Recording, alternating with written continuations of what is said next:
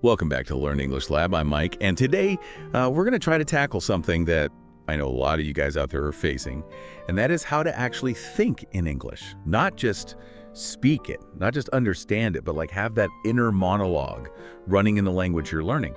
And I've got Sarah here with me, who has helped countless people reach that aha moment of fluency. So we're going to get into like the nuts and bolts of what really works. Sarah, it's great to have you here. Thanks for having me, Mike. You know, it's funny. I used to think that whole thinking in another language thing was just a myth, like something that only a few super advanced learners could ever achieve. But then I started seeing my own students actually break through that barrier, and the transformation was amazing. It was like all of a sudden they just weren't translating anymore. They were just existing in English. Okay, see, that's what I want to get at right away. You know, some people might be thinking why even bother if I can speak and understand? Isn't that enough? But you're saying there's a huge difference when you unlock that inner English channel. Yeah, absolutely. Language and thought are so deeply connected, it's almost like they're two sides of the same coin. When you're constantly translating in your head, you're kind of creating this extra step, this mental hurdle that really slows you down. Thinking in English is like removing that hurdle completely. You know, it's like speaking without an accent. It's not just the words. But your whole way of expressing yourself becomes more natural, more effortless. So it's not just about sounding fluent. It's about being fluent on a mental level. Yeah. But Sarah, rewiring your brain like that can't be easy. Where do we even begin? You're right, it is a process. It's not like flipping a switch. But there are two fundamental things we need to have in place. First, you need a solid foundation in grammar and vocabulary. You don't need to be a walking dictionary or anything. But just having a good grasp of the basic rules and a decent vocabulary will make the whole process a lot smoother. That makes sense. It's like trying to build a house without knowing how to use a hammer or a saw. You've Yep. got to have the basic tools first. Exactly. And speaking of tools, the second building block is immersion. You really need to surround yourself with the language as much as possible. You know, watch movies and TV shows in English, listen to music and podcasts, read books and articles, anything you enjoy in your native language, try doing it in English instead. So it's not just about studying grammar rules and memorizing vocabulary lists. It's about making English a part of your everyday life. Right. The more you kind of expose yourself to the language in a natural and enjoyable way, the more your brain will just start to absorb it subconsciously. It's like learning to swim. You can read all the books about swimming technique you want, but until you actually get in the water and start practicing, you're not really going to learn how to swim. Okay. I'm with you on the importance of immersion. But let's get practical here. What are some specific things our listeners can do today to start thinking in English more? The key is to start small. You don't have to narrate your entire life in English from day one. Begin with simple thoughts. Describe your surroundings, the sky is blue, the coffee is hot, my cat is fluffy. Talk to yourself in English while you're doing mundane tasks like I'm brushing my teeth, I'm making dinner, I'm walking the dog. These might seem like really insignificant acts, but they're actually forging these neural pathways between your thoughts and the English language. So it's about making those mental connections, even if it's just with basic phrases and vocabulary. Exactly. And visualization is a really powerful tool too. Imagine yourself having conversations in English. Picture the scene, the people you're talking to, the words you're using. This kind of mental rehearsal can be really helpful to get your brain ready for real-life interactions. I like that, like a mental dress rehearsal for speaking English in the real world. Right on. And the best part is you can do these things anywhere, anytime. Think in English while you're getting ready in the morning, while you're commuting, while you're waiting in line. You know, those little pockets of time can really add up. So it's about creating these little English moments throughout your day. And as you do that, more and more thinking in English will become more automatic, less of a conscious effort. Exactly. You'll reach a point where you'll catch yourself thinking in English without even realizing you're doing it. But let's say you're feeling good about those simple thoughts. You're narrating your life like a pro. How do you level up? How do you move beyond the coffee is hot and start expressing more complex ideas? Yeah, that's what I'm curious about too. Can you really think in English about philosophy or politics? You definitely can. It just takes a bit more effort and a willingness to push yourself beyond your comfort zone. One way to do this is through writing. When you write, you have more time to think about what you want to say and how you want to say it. It allows you to experiment with more complex sentence structures, to use a wider range of vocabulary, and to really flex those mental muscles. I can see how writing would be a great way to refine those thinking in English skills. It's like taking your mental monologue and putting it down on paper. Definitely. And don't limit yourself to just one type of writing, Try writing essays, blog posts, short stories, poems, even journal entries.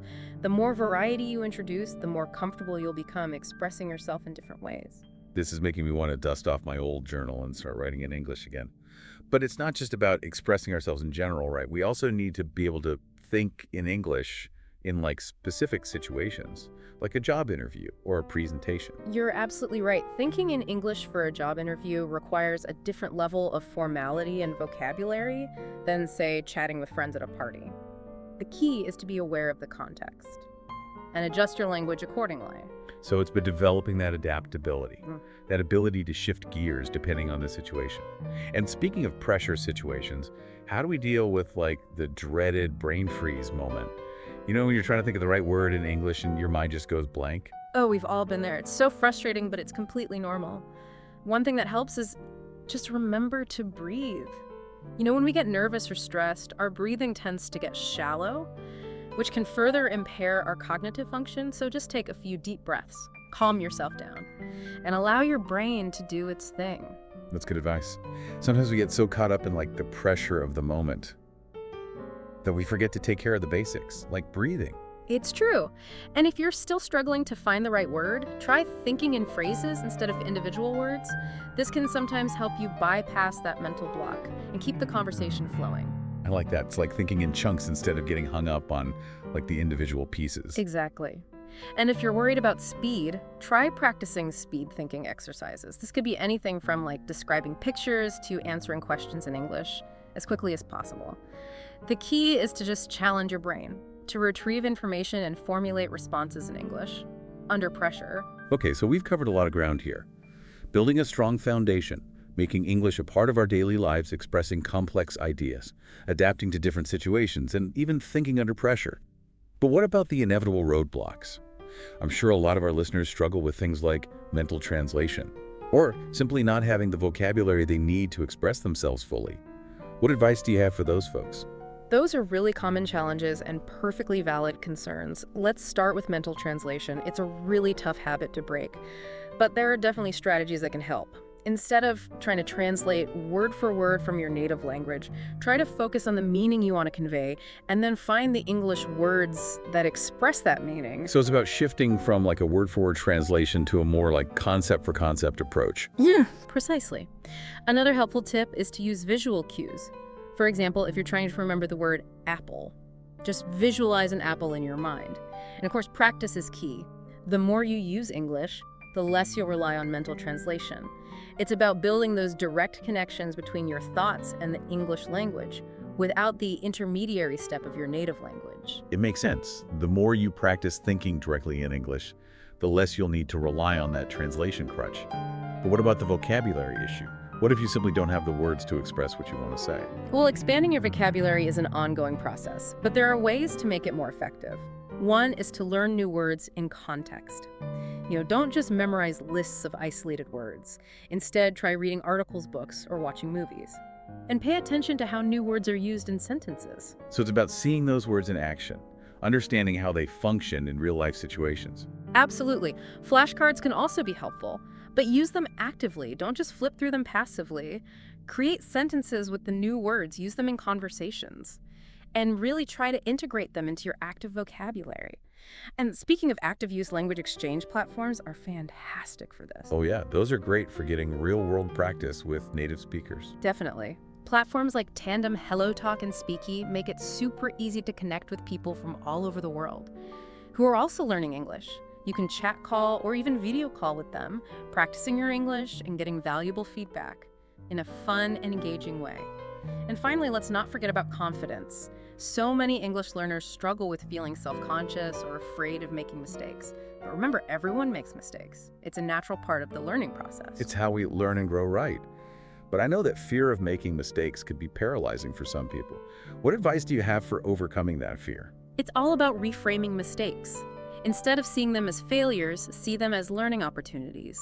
Each mistake is a chance to learn something new, to refine your understanding of the language. Celebrate the small wins, those moments when you successfully express yourself in English.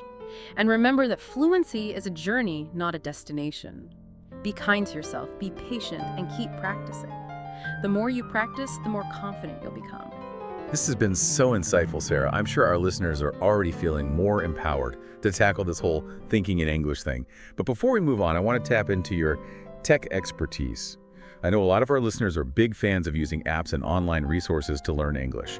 Do you have any recommendations for tools that can specifically help with thinking in English? I'm happy to share some of my favorites. Duolingo is fantastic for bite-sized practice and gamified learning. Babbel is great for focusing on real-life conversations and building a solid vocabulary.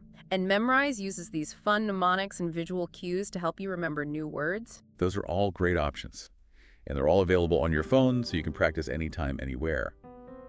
But what about resources beyond language learning apps? YouTube is like a gold mine of English learning channels. You can find everything from grammar and vocabulary lessons to pronunciation tips and conversation practice. And don't underestimate the power of podcasts. They're fantastic for immersive listening. And many of them are designed specifically for English learners. Podcasts are great for passive learning, too. You can listen to them while you're commuting, exercising, or doing chores. Exactly. And if you're looking for something more structured, there are tons of great online courses out there. Many of them offer interactive exercises and personalized feedback, which can be really helpful for staying motivated and tracking your progress. And speaking of motivation, let's talk about how to make English a more integrated part of our daily lives, beyond just dedicated study time. I love that idea. It's about making English a part of our lifestyle, not just a subject we study. Absolutely. One simple but effective tweak is to change the language settings on your devices to English. Change your phone, your computer, your social media accounts, anything you use regularly. It's like passive learning on autopilot. I'm definitely going to do that right after this episode. Great. Another fun technique is to label objects around your house with their English names. It's like turning your home into a giant vocabulary builder. I can just imagine myself walking around, pointing at things and saying, chair, table, lamp. Exactly. It might feel silly at first, but it really helps to solidify those word associations in your mind. And don't underestimate the power of journaling in English. It's a fantastic way to express yourself freely and practice writing in a more casual, personal style. It's also a great way to track your progress over time. You can look back at your old entries and see how far you've come. I love that idea. It's like a written record of your English journey. But with all these amazing tools and techniques available, it can be overwhelming to know where to start. What's like the most important thing our listeners should focus on when it comes to thinking in English? The most important thing is consistency. Make thinking in English a deliberate habit, something you consciously work towards every single day, even if it's just for 5 minutes at first. Set aside that time and commit to it. Gradually increase the duration as you get more comfortable. And don't be afraid to challenge yourself with new topics and situations. I love that advice. Consistency is key, whether you're learning a language, training for a marathon, or developing any new skill. And remember, thinking in English should be fun. If you're not enjoying the process, you're less likely to stick with it. So find ways to make it engaging and enjoyable. Watch movies you love, listen to music that moves you, read books that captivate you. The more you enjoy the journey, the more likely you are to reach your destination. Well said, Mike. And remember, we're here to support you on that journey. Absolutely. We'll be back in just a moment with even more tips and strategies. For mastering the art of thinking in English, don't go anywhere. Welcome back to the Learn English Lab. We're like right in the middle of our deep dive into thinking in English, and I'm really excited about all the techniques Sarah's sharing with us. Before the break, we were talking about like integrating English into your everyday life. Yeah. Which is awesome for beginners. But what about those who are ready to take things to the next level? What are some like advanced techniques they can try? That's a great question, Mike. One technique that's super effective for advanced learners is shadowing. It's basically like vocal mimicry. You listen to audio or video in English, and you try to repeat what you hear as closely as possible, matching the speaker's intonation, rhythm, and pronunciation. So it's like you're becoming a vocal clone of the speaker. Yeah, that's a great way to put it. Shadowing really helps you internalize the natural flow and cadence of spoken English. It's like training your tongue and your brain to work together seamlessly. So when you think in English, it just comes out naturally and effortlessly. That makes total sense. It's like training your mouth to move in the ways that English speakers do. And what's great is you can shadow anything you enjoy. Podcasts, movies, audiobooks, even YouTube videos. Absolutely. The key is to just choose material that's engaging and interesting to you. That way you're not just practicing your English, you're also learning something new or being entertained at the same time. Right. It's all about making the learning process enjoyable. Now, earlier we talked about self-talk as a way to practice thinking in English. But I imagine that for more advanced learners, the self-talk needs to kind of evolve as well, right? Exactly. Instead of just narrating your day-to-day activities, challenge yourself to engage in extended self-talk sessions. Think through a complex problem out loud in English. Have a debate with yourself about a current event. Analyze a book you've read, or try to explain a scientific concept. So it's like taking that inner monologue and making it more sophisticated, more nuanced. Precisely. It's about pushing yourself to think critically and creatively in English, to really stretch those mental muscles. And as you do that, you'll find that your ability to express yourself in English just becomes more fluid, more sophisticated as well. Now, I know we've talked a lot about like the technical aspects of thinking in English, the grammar, the vocabulary, the pronunciation. But what about the emotional side of things? How do we express like our feelings, our opinions, our unique perspectives in English? That's a fantastic point, Mike. Language is so much more than just conveying information. It's about connecting with others on an emotional level, about sharing our thoughts and feelings authentically. And to do that effectively in English, you really need to develop your emotional vocabulary. So it's not just about learning words for happy and sad. It's about being able to express a wider range of emotions with more nuance and depth. Exactly. Learn how to express joy, excitement, gratitude, contentment, as well as sadness, disappointment, frustration, anger. The more you expand your emotional vocabulary, the more effectively you'll be able to communicate your true self in English. And I imagine that cultural nuances play a role here as well. What might be considered an appropriate way to express anger in one culture might be seen as completely inappropriate in another. You're absolutely right. Cultural sensitivity is so crucial for effective communication in any language. Do some research on the cultural norms of the English-speaking countries you interact with most. Pay attention to how native speakers express themselves in different situations, and try to adapt your own communication style accordingly. So it's not just about learning the language. It's about understanding the culture that shapes the language. I couldn't agree more. Language and culture are so intertwined, and being aware of those nuances will make you a much more confident and effective communicator in English. This is such valuable advice, Sarah. Now, before we wrap things up, I want to touch on one more challenge that often comes up for advanced learners: dealing with idiomatic expressions and slang. Those can be tricky. Oh, they definitely can be. Idioms and slang are like the spices of language. They add color, flavor, and personality. But like any spice, you need to use them carefully. Too much, and you might overwhelm the dish. That's a great analogy. I've definitely had moments where I've tried to use an idiom I didn't fully understand, and it ended up sounding completely awkward. It happens to the best of us. The key is to approach idioms and slang with a sense of curiosity and a willingness to learn. Don't be afraid to ask native speakers what they mean, or to look them up in a dictionary or online. Pay attention to how they're used in context. And once you feel comfortable, start incorporating them into your own conversations and writing. So it's about adding those little sprinkles of personality to our English, but doing it in a way that feels natural and authentic. And on that note, we're going to take a quick break, but don't go anywhere. We'll be right back with the final part of our deep dive into thinking in English. Welcome back to the Learn English Lab. We've covered so much in our deep dive into thinking in English, from the basics to some seriously advanced techniques. Sarah, before we wrap things up, I wanted to talk about the long game. Like, how do we make this a habit? Something that sticks with us, beyond just this episode. That's a great question, Mike, and it really all boils down to consistency and mindful practice. Think of it like learning a musical instrument. You wouldn't expect to play a concerto flawlessly after just a week of practice, right? Not a chance. My piano teacher would have laughed me out of the room. Exactly. It's the same with thinking in English. You're basically training your brain to do something totally new, something that takes real time and effort to master. So start with like small, achievable goals, dedicate a specific time each day, even if it's just like 10 or 15 minutes, to actively thinking in English. So it's like building a muscle. You start with lighter weights, and then you gradually increase the resistance as you get stronger. That's a perfect analogy. And remember to be patient with yourself. There will be days when you feel like you're making tons of progress and others where you feel like you're back at square one. That's completely normal. The key is to just keep practicing even when it feels challenging. Consistency is key, as with anything worth achieving.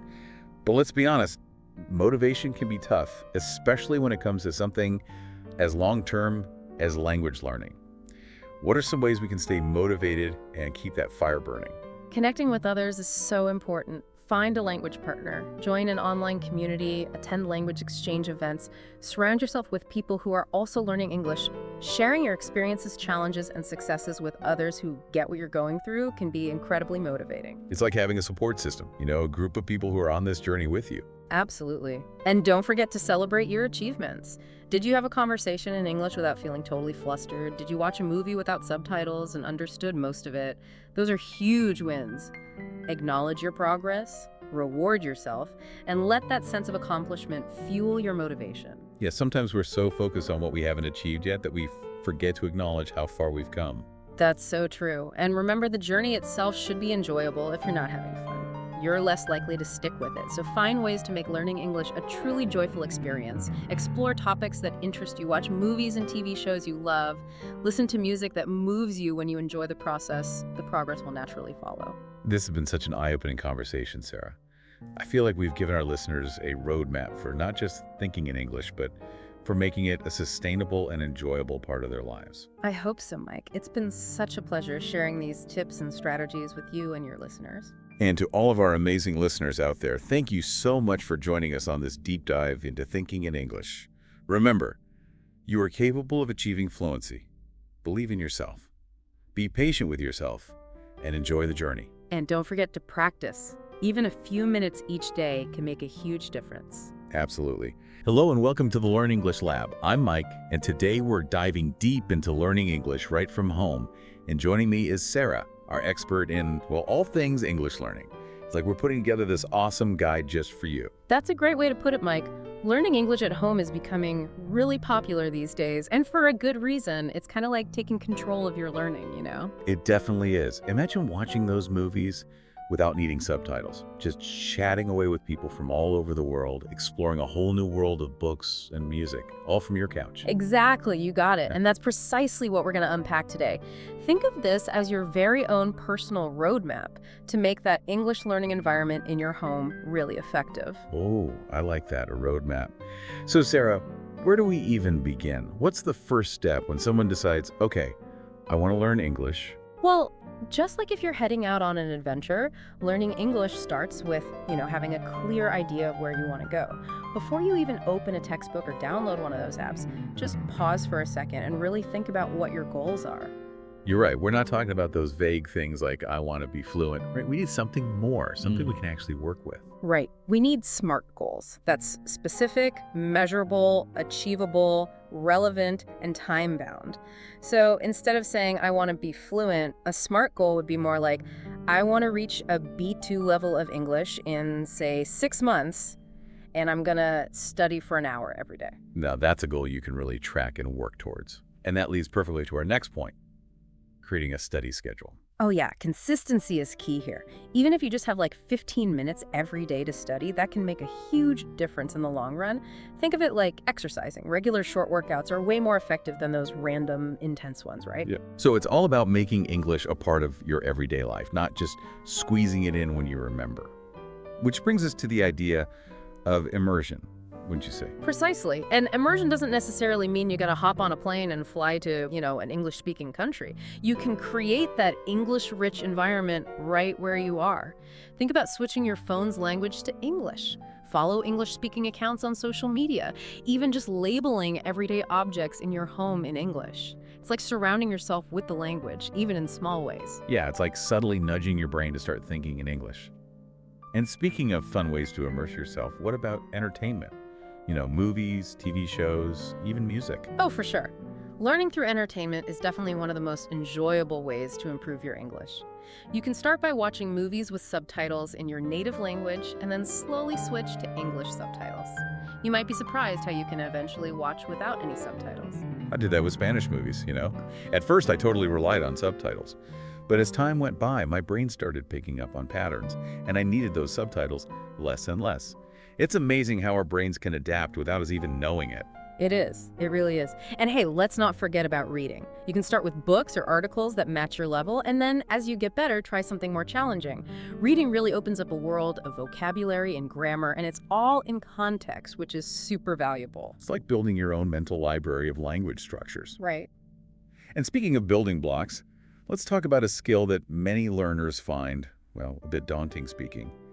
Getting over that fear and just starting is so important. You're absolutely right, Mike. And the key is really just to start speaking, even if it feels a little awkward or uncomfortable in the beginning. Remember, everyone starts somewhere, and the more you practice, the more confident you become. You'll find your voice. I can totally relate to that awkward feeling. I actually used to talk to myself in English, which felt a bit strange at first. But honestly, it really helped me get over that initial hesitation and get more comfortable with just forming sentences out loud. You know what? That's actually a fantastic strategy, and there are a ton of resources out there to help you practice speaking. Language exchange apps, for example, are amazing. They connect you with native English speakers who are learning your language so you can practice together, which is great for both of you. Yeah, it's like having a conversation partner right in your pocket. And if you're someone who prefers a more structured approach, online classes are a fantastic option as well. They cater to all levels and interests, and you have the guidance of a qualified teacher. Definitely. And don't underestimate the power of recording yourself speaking English. Listening back to those recordings can really give you some valuable insights. You'll be able to pinpoint exactly what you need to work on, whether it's pronunciation, grammar, or fluency. It's like having your own personal coach giving you feedback. It really is like having a personal speech coach, pointing out what needs that extra attention. Now let's shift our focus to vocabulary and grammar, the very foundation of any language. Building a strong vocabulary is essential for good communication.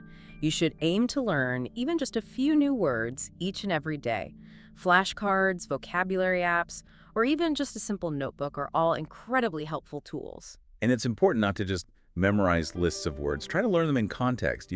Reading sentences or short paragraphs where those words are used can help you really understand how they're used in real-life situations. That's such a good point. And don't forget to make it fun.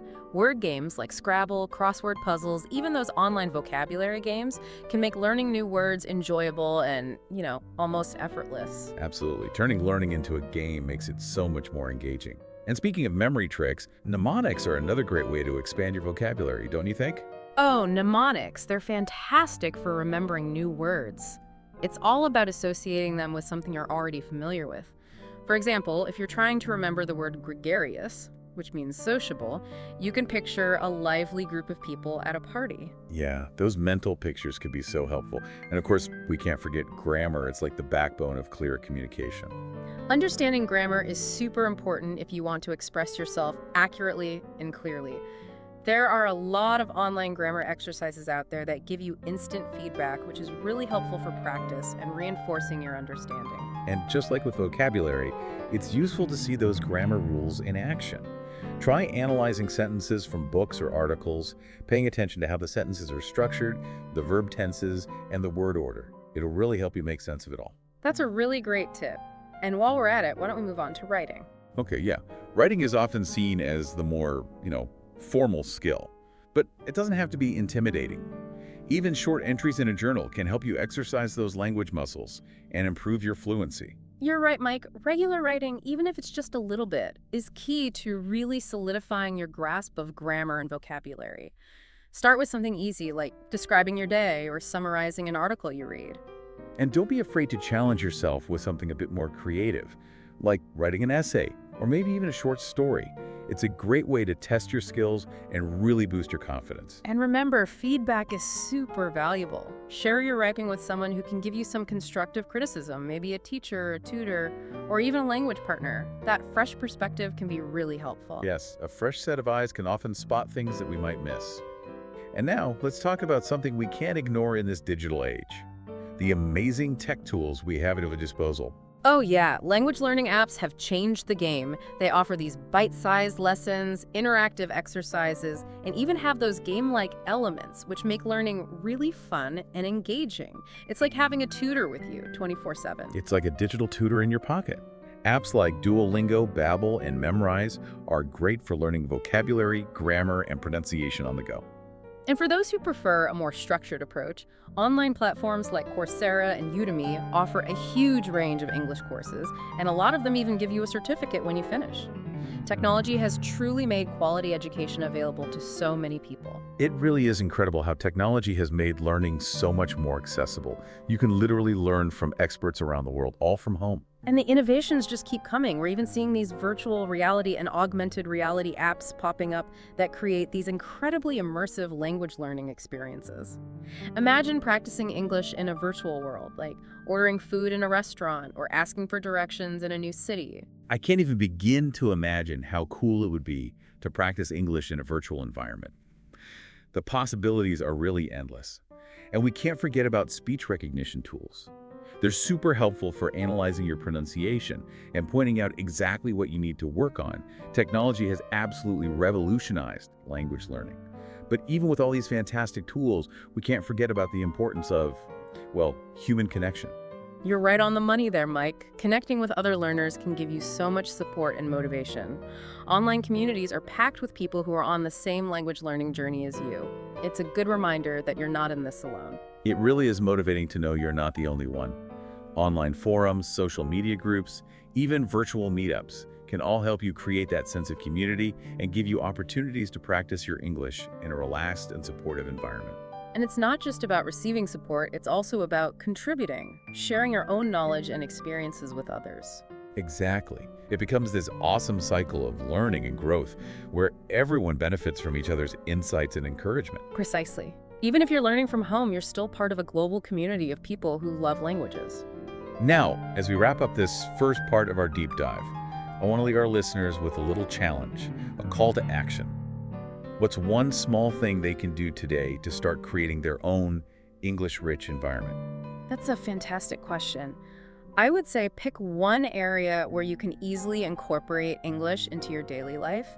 Maybe it's changing the language on your phone, listening to an English podcast during your commute, or even committing to reading one English article a day. Those small but consistent changes can make a world of difference over time. You got it. Remember, every big journey starts with a small step. Learning English is an adventure full of discovery and amazing possibilities. Well said, Sarah. Make sure to stick with us for part 2 of our deep dive, where we'll uncover even more strategies and insights to help you on your English learning adventure. Welcome back to the Learn English Lab. So glad you could join us for part 2 of our deep dive into learning English at home.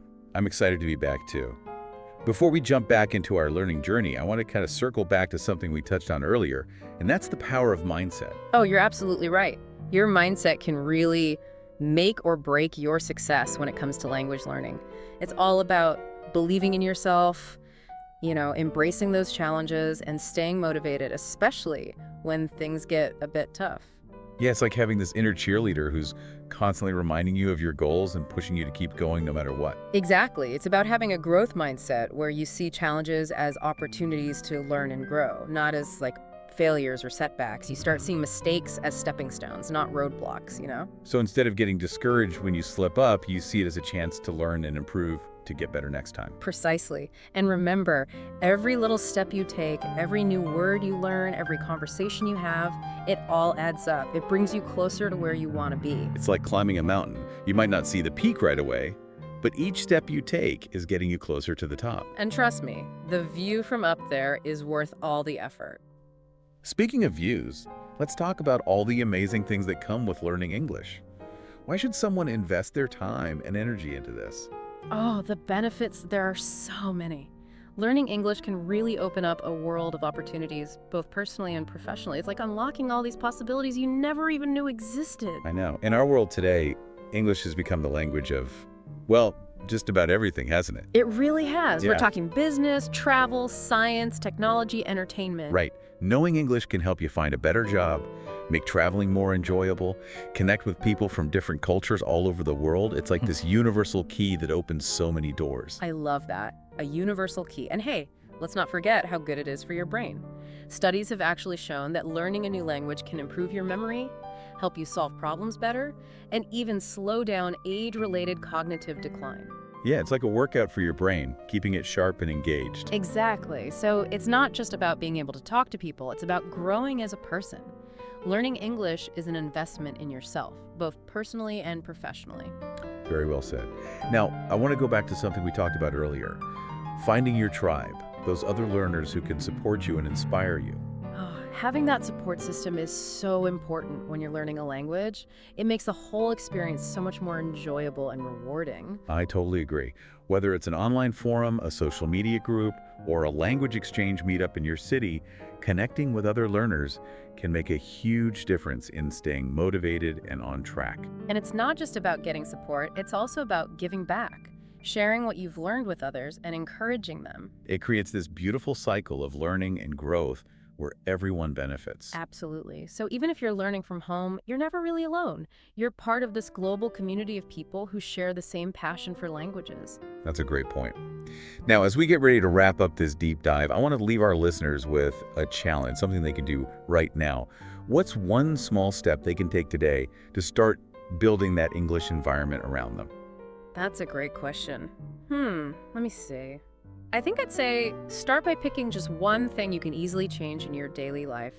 Maybe it's changing the language settings on your phone, listening to an English podcast while you're working out, or even just making a promise to yourself to read one English article every day. You know, those little changes, when you do them consistently, they can really add up. You got it. Remember, every journey, no matter how big, starts with a single step. Learning English, it's an adventure, a chance to explore and discover so many new things. Well said, Sarah. Be sure to join us for the final part of our deep dive, where we'll share even more strategies and insights to make your English learning adventure a success. Welcome back to the Learn English Lab for the final part of our deep dive. You know, Sarah, hearing you talk about all the good stuff that comes with learning English makes me want to brush up on my Spanish. You know what? You really should, Mike. It's a lot of fun and so rewarding to, expand those language skills. Yeah, I totally agree. It's like opening up a whole new world, connecting with different cultures, and you even understand your own language better in the process. Absolutely. And it's really never too late to start. It doesn't matter how old you are, where you come from. Learning a new language is something anyone can do. Right. Before we wrap things up, I want to talk about something that I think a lot of people worry about, and that's making mistakes. Oh, yeah, I know. It's completely natural to feel that way, but it's so important to remember that making mistakes is just part of the process. It's actually how we learn and grow. It's like that saying, you can't make an omelet without breaking a few eggs, right? Exactly. Every mistake is a chance to learn and get better. So don't be afraid of them. Analyze them, learn from them, and use them to improve your English. So instead of seeing mistakes as failures, we should see them as feedback, helping us refine our skills. That's it. And remember, even native English speakers make mistakes sometimes. It's just part of using language. That makes me feel better. We've covered a ton of stuff today, from setting goals and schedules to exploring cultures and using authentic materials. What would you say is the most important thing for someone who wants to learn English successfully, Sarah? That's a great question. While there's no, secret recipe for success, I think the most important ingredient is passion.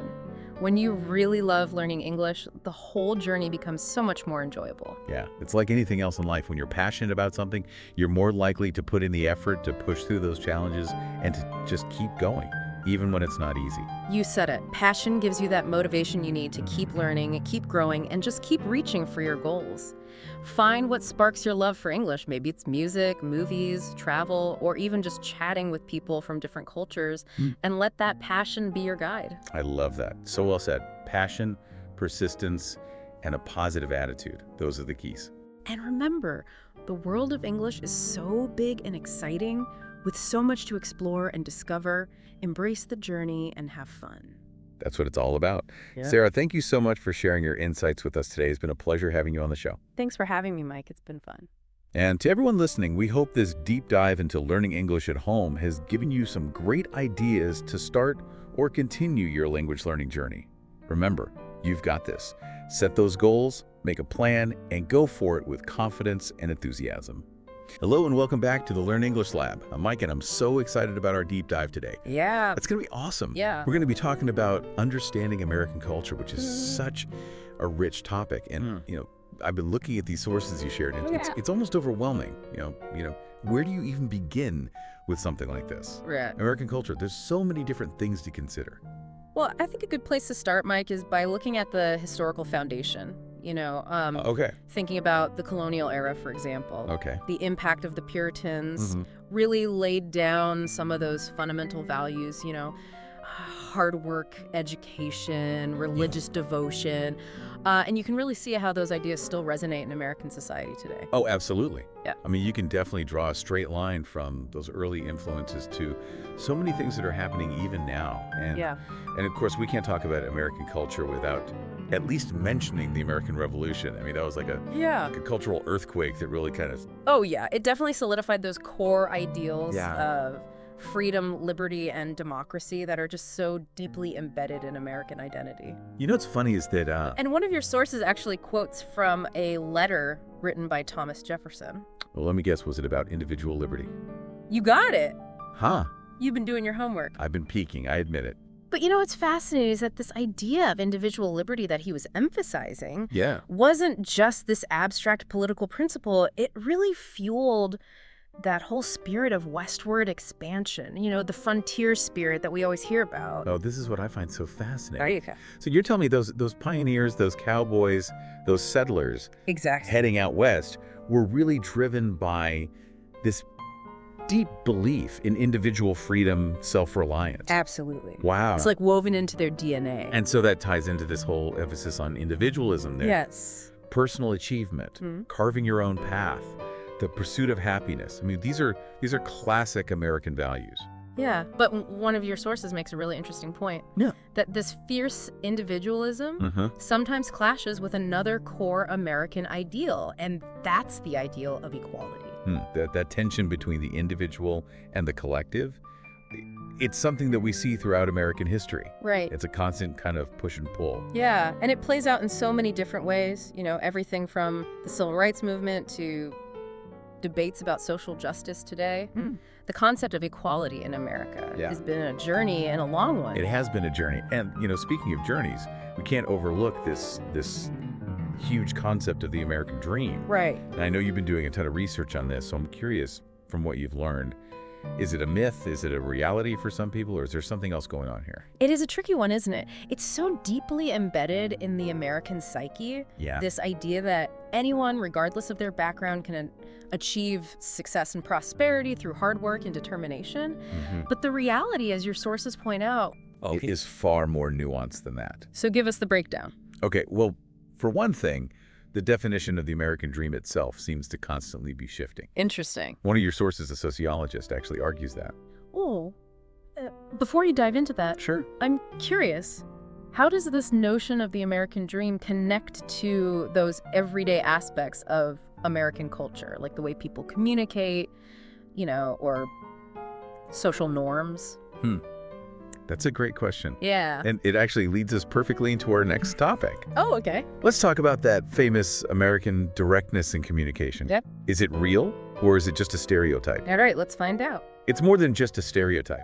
I'd say Americans do tend to value clarity and efficiency, Right? so they'll often get right to the point, which can feel a little blunt Yeah. to people from cultures that have a more indirect style, you know? It's funny because one of the articles you sent me actually talked about this. And they were saying that this directness might actually be connected to that whole historical emphasis on individual liberty and self-reliance. Yeah, if you think about it, Yeah. those early settlers, you know, they had to be clear and straightforward to get things done. Totally. They're building communities, they're forging new paths, they're negotiating deals. They don't have time to... No time for small talk. Exactly. Yeah. So if I'm trying to navigate this directness, any tips to avoid any kind of cultural missteps? Well, I think the main thing to remember is that it's not meant to be rude. It's just a different way of communicating. Okay. And also, be mindful of personal space. Oh yeah, personal space, that's a big one. Americans like to have a little bit of distance. Okay, so what's a good rule of thumb? Like, how much space are we talking about? I'd say arm's length is a good starting point, Okay. but it can vary depending on the situation, who you're talking to. Sure, the context. Exactly. Okay, good to know. And while we're on the subject of cultural norms, Yeah. can we talk about tipping? Oh, tip. This is something that a lot of people find really confusing. Yeah, I can see why. So why is it so important in America? Well, it's deeply embedded in the service industry here. Wow. A lot of servers, bartenders, other service workers actually rely on tips to make a living wage. So it's almost like it's built into the system. It kind of is. Interesting. And it's not always obvious who to tip, how much to tip. Yeah, it can be a little tricky. It could be a minefield. One of your sources, that travel guide, actually breaks down all the different tipping amounts. Oh, perfect. I'll definitely be checking that out. It's a good resource. Okay, let's switch gears a little bit and talk about something a little more fun. Okay. American popular culture. I mean, American music, movies, TV shows. Yeah. They're known all over the world. Global phenomenon. Yeah. So what are some of the most iconic elements that are like distinctly American? Oh, where do we even begin? American music has had such a huge impact worldwide. I mean, think about jazz, blues, rock and roll, hip-hop, country. These genres all originated in the US, and they've really shaped music globally. I feel like American music has this incredible energy and this real ability to blend different cultural influences. Yeah, absolutely. What about movies and TV shows? Well, Hollywood, for better or for worse, has become like this global entertainment powerhouse. It has. And American movies and TV shows, they often reflect American values, anxieties, dreams, even if they're sometimes a little exaggerated. A little haha. Yeah. Okay, last question before we move on. Okay. I've talked about high culture now. Let's talk about food. All right. Everyone knows the stereotypes: burgers, fries, apple pie. Yeah. But what are some truly iconic American dishes that really represent the country's diverse culinary landscape? American food is so much more than just those stereotypes. I'm glad to hear it. One of your sources had a really interesting take on this. Oh, yeah. They were arguing that American cuisine is like a culinary time capsule, reflecting different waves of immigration and cultural exchange. So it's kind of like a melting pot, just like American culture itself. Exactly. You've got regional specialties like Southern barbecue, New England clam chowder, Tex-Mex Cajun food. All so different. Yeah, each with its own unique history and flavor profile. And of course, you can't forget the influence of immigrant communities. Huge impact. Yeah, adding so many layers of flavor and diversity to American food. Absolutely. This is a great point. American culture isn't a monolith. It's not. Right, you've got regional differences, ethnic and racial diversity, different generations, all contributing to this bigger picture. Yeah, it's multifaceted. It is. So how does all of this complexity come together to make American culture what it is? Well, that's the beauty of it. American culture is dynamic. It's constantly evolving. It's like a tapestry. It's not static. It's fluid. It's messy. Yeah. And it's always adapting to the changing times. Right. And I think that's what makes it so fascinating to explore. Yeah, I totally agree. I mean, this conversation has really highlighted just how many layers there are to unpack. We've only just scratched the surface. Yeah. But hopefully, this deep dive has given you a better understanding of some of the key forces that have shaped American culture and continue to shape it today. Absolutely. Speaking of forces, we can't ignore the impact of technology and innovation. Right. I mean, the U.S. has been a leader in technological advancement. For sure. And that's really had a huge influence on how Americans live, work, and interact. Oh, yeah, without a doubt. Think about the invention of the telephone and the automobile, the rise of the internet and social media. It's crazy how much things have changed. It really is. American culture is deeply intertwined with the spirit of innovation and the pursuit of technological progress. Yeah, and it makes you wonder about the future of American culture in this, rapidly changing digital world. Absolutely. It's a fascinating question. It is. That actually reminds me of another important institution, the American education system. How does that fit into this whole picture of American culture? Education is incredibly valued in American culture. There's a strong belief in its power to open doors, create opportunities. Makes sense. The U.S. has this long tradition of public education, and there's this constant push to improve and innovate within the education system. One of your sources, a report on educational trends, actually makes the case that... But before we dive into that report, Sure. I'm curious, what are some of the broader values or goals that the American education system aims to instill in students? Well, it's not just about, rote learning or acquiring technical skills. Okay. There's a big emphasis on critical thinking, problem-solving, creativity, and adaptability. Oh, wow. The goal is to equip students with the tools they need to navigate a world that's constantly changing. So it's about fostering well-rounded individuals who can really contribute to society. Exactly. And that includes not just in STEM fields, but also in the humanities, arts, and social sciences. So it's about cultivating a diverse range of talents and perspectives. Yes. That seems to be a recurring theme in our conversation about American culture. It is. It's about embracing different points of view. Yeah. Fostering innovation, and constantly pushing the boundaries of what's possible. Right. We could talk about this forever, We could. but I think we've given our listeners a pretty good foundation to build upon. I think so too. Before we wrap things up, though, I have one final question. Okay. We've talked about all these different facets of American culture. The history, the values, the communication styles, the food, the technology, the education system. Yeah. But what about the intangible? What about that elusive American spirit we often hear about? What does it actually mean, and how does it show up in everyday life? That's a tough one to really define. You know, it's hard to put your finger on it, but it's this energy that you can feel. It runs through American history and culture. It's this mix of optimism, resilience, a can-do attitude, and a belief in the power of individuals. It's like this idea that anything is possible if you just work hard enough. Never give up that classic image of, pulling yourself up by your bootstraps. That's it. It's self-reliance, determination, willingness to face challenges head on. And you see it in those stories of immigrants who came to America with nothing and built these amazing lives for themselves and their families. Absolutely. Or those entrepreneurs who start companies in their garages and turn them into, global businesses. Right. And even just everyday people who face really tough situations with so much courage.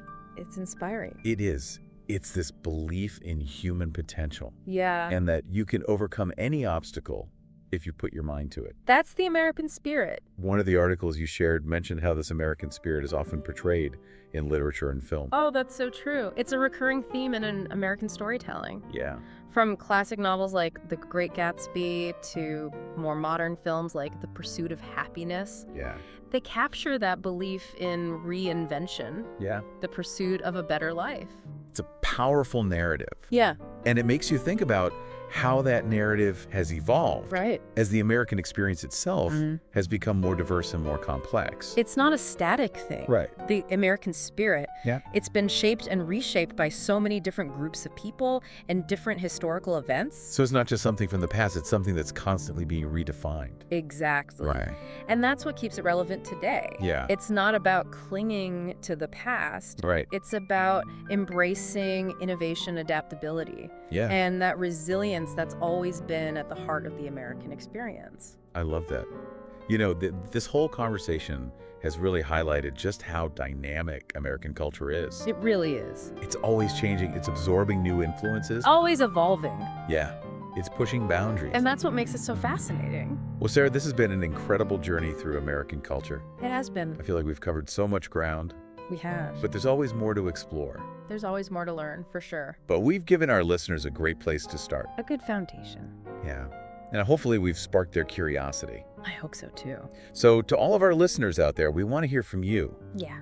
What aspects of American culture are you most intrigued by? Right. What questions do you still have after this deep dive? Share your thoughts in the comments below. Exactly. Hello and welcome to the Learn English Lab, the place to be if you want to find new and exciting ways to improve your English skills. I'm Mike, and today we're taking a deep dive into something pretty cool, using TED Talks to boost your English. And joining me is Sarah, a language learning expert and huge TED Talk fan. Hey, Sarah. Hi, Mike. So, Sarah, I've noticed a lot of really impressive English learners I've met seem to really love TED Talks. Do you think there's like a connection there? I think you're definitely onto something, Mike. TED Talks are kind of like this perfect blend of inspiration and really practical language learning all in one. You get exposed to a bunch of different accents and speaking styles and all sorts of vocabulary. And on top of that, you're learning about all these fascinating topics. It's engaging. It helps you grow your knowledge. And it just makes the whole learning process so much more enjoyable. That's true. It's like edutainment at its best. Exactly. I totally get that TED Talks are great for like general knowledge, but how would you say they specifically help someone who's trying to improve their English? Well, one of the biggest benefits is that you get to hear real, authentic English spoken by all kinds of people from all over the world.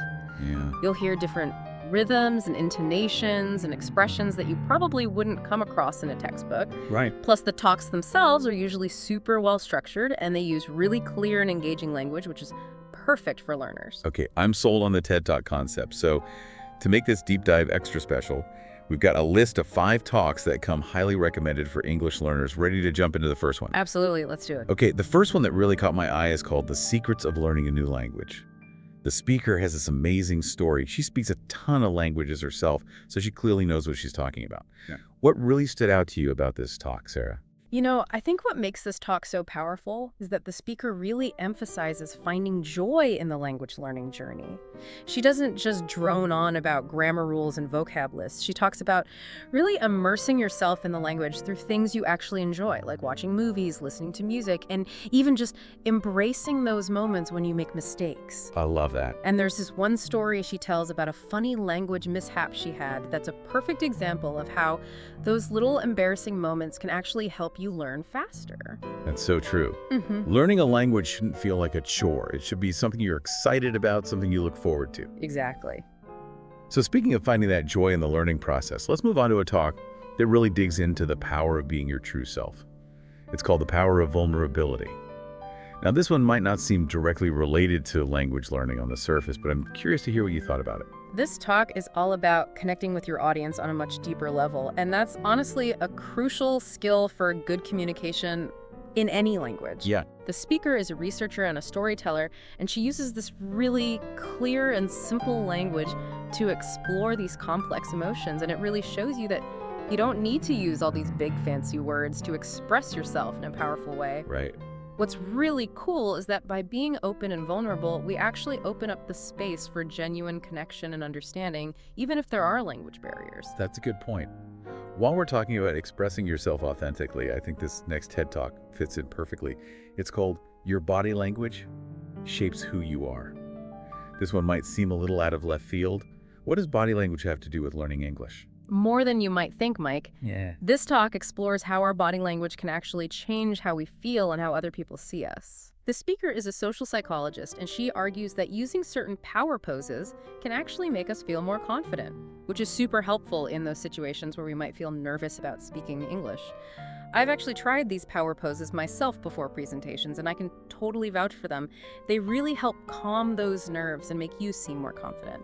That's amazing. It's like this secret weapon for language learners, using your body to influence your mind and how you communicate. So we've covered 3 incredible talks, each with their own unique insights into how we learn. But before we jump into the next one, let's take a minute to talk about a specific learning strategy that I think connects perfectly with what we've been discussing, active listening. Sarah, can you tell us a little more about active listening and how we can use it when we're watching TED Talks? Sure, active listening is all about being fully present and engaged with what you're hearing. It's not just passively letting the words go in one ear and out the other. It's about making that conscious effort to pay attention to the speaker's message, their tone of voice, and even their body language. So how can we actually practice active listening while we're watching these TED Talks? One really simple but effective technique is to take notes. Just jot down the key ideas, any new vocab words, or even just phrases that you find interesting or well said. Yeah. Just the act of writing things down really helps solidify those ideas in your mind, and it makes it way more likely that you'll remember them later on. Note-taking definitely makes sense, especially if you want to go back and review the material later. Yeah. Is there anything else we can do to make that listening process even more active? Absolutely. There's another really powerful technique called shadowing. Have you ever tried that, Mike? I've messed around with it a little bit. It's basically just trying to copy the speaker as closely as you can, right? You got it. Choose a short part of the talk, maybe a sentence or two, and try to imitate everything about how the speaker says it, their pronunciation, their intonation, even their rhythm.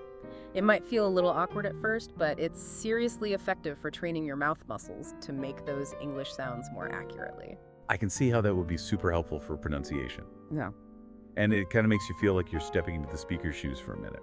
exactly.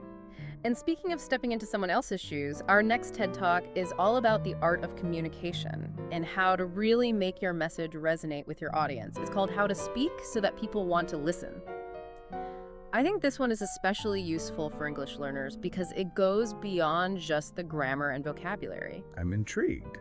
What are some of the key takeaways from this talk? Well, the speaker is a sound expert, and he talks about what he calls the 7 deadly sins of speaking. These are basically habits that can really turn people off and get in the way of good communication. Things like gossiping, judging, being negative, these are things to be aware of in any language. But he also gives some really practical tips for improving how you actually sound when you speak, like using pauses, effectively varying your pitch and tone, and speaking with warmth and sincerity. Those are such valuable tips, and they really highlight how important it is to pay attention to how we say something, not just what we say. Exactly. And this actually ties in perfectly with another learning strategy. I wanted to mention discussing and sharing what you've learned. After you watch a TED Talk, don't just keep all those amazing ideas to yourself. Talk about it with a friend. Join an online language learning community, or even just jot down your thoughts and reflections. Yeah, I love that. It's all about putting those ideas into practice, getting them out there, and seeing how they resonate with other people. Precisely. It's a fantastic way to really make sure you understand the material and to practice using all that new vocabulary and those new concepts you've learned. And speaking of putting knowledge into practice, our final TED Talk on the list today is like a gold mine of communication techniques. It's called the 110 Techniques of Communication and Public Speaking. Now, I know 110 techniques might sound a little overwhelming. I was just thinking that. It's like a whole communication masterclass packed into one talk. It really is. Yeah. But don't worry, you don't need to master all 110 to get something out of this talk. One technique that I think is especially useful for English learners is the power of pauses. Pauses. We don't usually think of silence as a communication tool. I know it might seem counterintuitive, but pauses can be unbelievably powerful.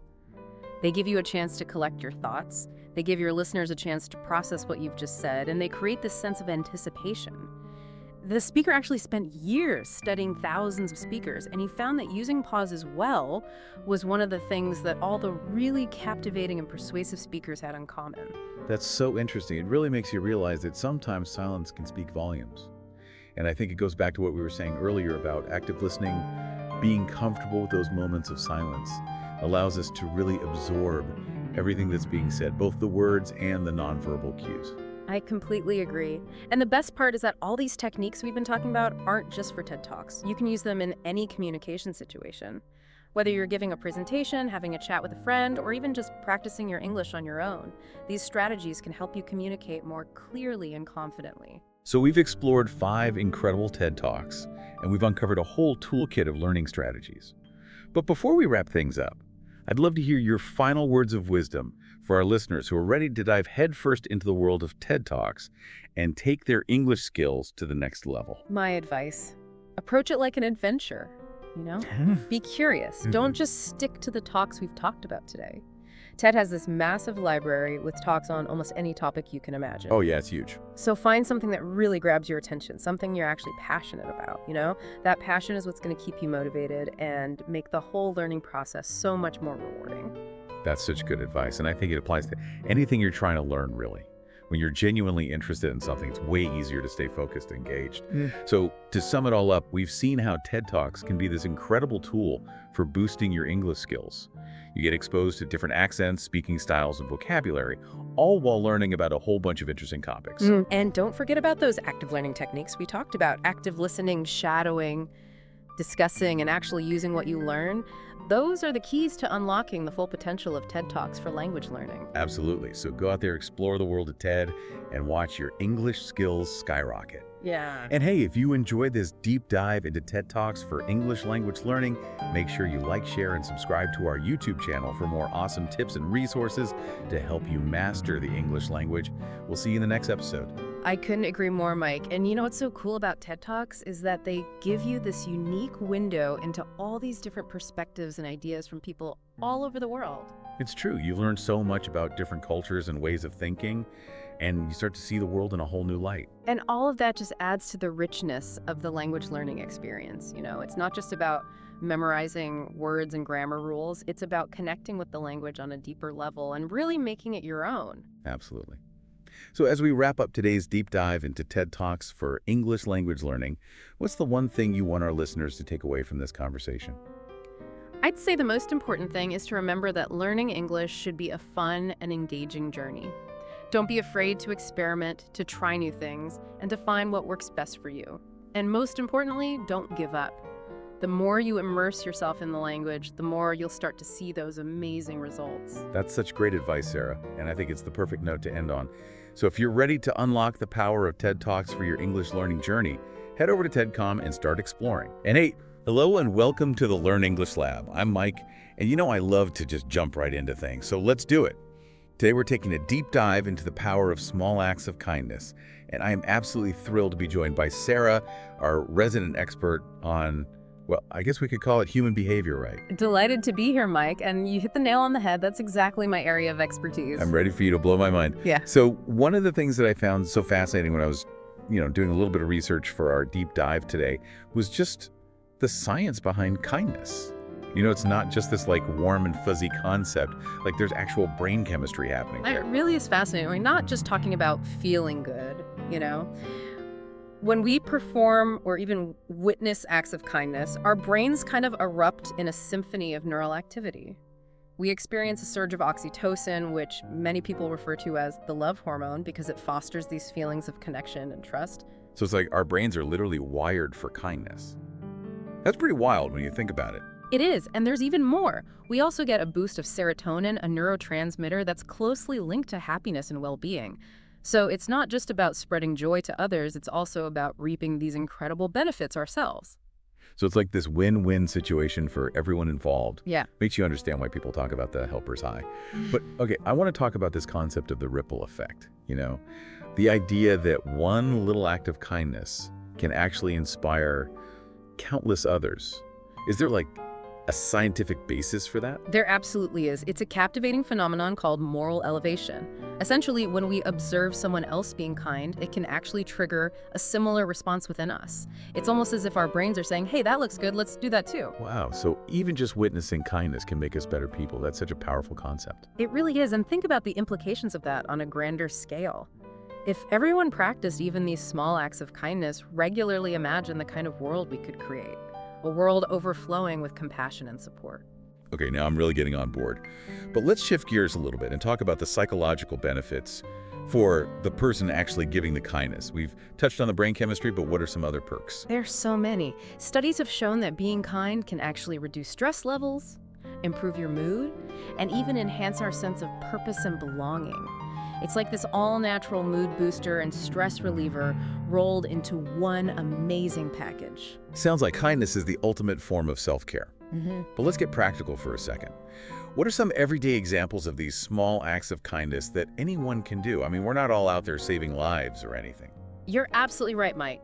Kindness doesn't have to be this grand, heroic gesture. It's often the small, seemingly insignificant gestures that have the most profound impact. Think about simple things like holding the door open for someone offering a genuine compliment, or simply listening attentively when someone needs to talk. Those are such great examples, and it's all about being mindful of the people around us and just finding those little opportunities to brighten their day. Exactly, and it's so important to remember that kindness isn't about going out of your way to do something extraordinary. It's about incorporating these small acts into our daily lives, making them an integral part of who we are. It's not about grand gestures. It's about making kindness a habit. I love that. But let's be real for a second. Life gets in the way sometimes. We're busy, we're stressed, or maybe we're just having a bad day. How do we overcome those barriers to kindness? You're so right. It's not always easy, but I think the key is to start small and focus on becoming more aware of the opportunities that are all around us. Instead of trying to change the world overnight, let's challenge ourselves to do one small act of kindness each day. I love that challenge. It's like working out our kindness muscle. The more we use it, the stronger it gets. You got it. And as you practice, you'll likely find that it becomes more and more natural. You'll start to notice those opportunities to be kind without even trying. It really highlights how even small acts of kindness can create this ripple effect, leading to a more positive and compassionate world. But you know what? We're just scratching the surface of this amazing topic. There's so much more to uncover. I'm excited to dive into some specific examples and really break down why these small acts are so impactful. I am too. Honestly, I'm already feeling inspired to spread a little more kindness, and I bet our listeners are too, so stay tuned, everyone. When we come back, we'll be sharing even more practical tips and insights on harnessing the incredible power of small acts of kindness. Welcome back to Learn English Lab. We're having such a great conversation about the power of small acts of kindness. Before the break, we were talking about some simple yet really powerful acts of kindness, things like holding a door or offering a compliment or simply listening. I want to dive a little bit deeper into a couple of these, like what about active listening? How does that really qualify as an act of kindness? In today's world, it's so fast-paced and everyone is so busy. To really, truly listen to someone can be an incredibly rare and precious gift.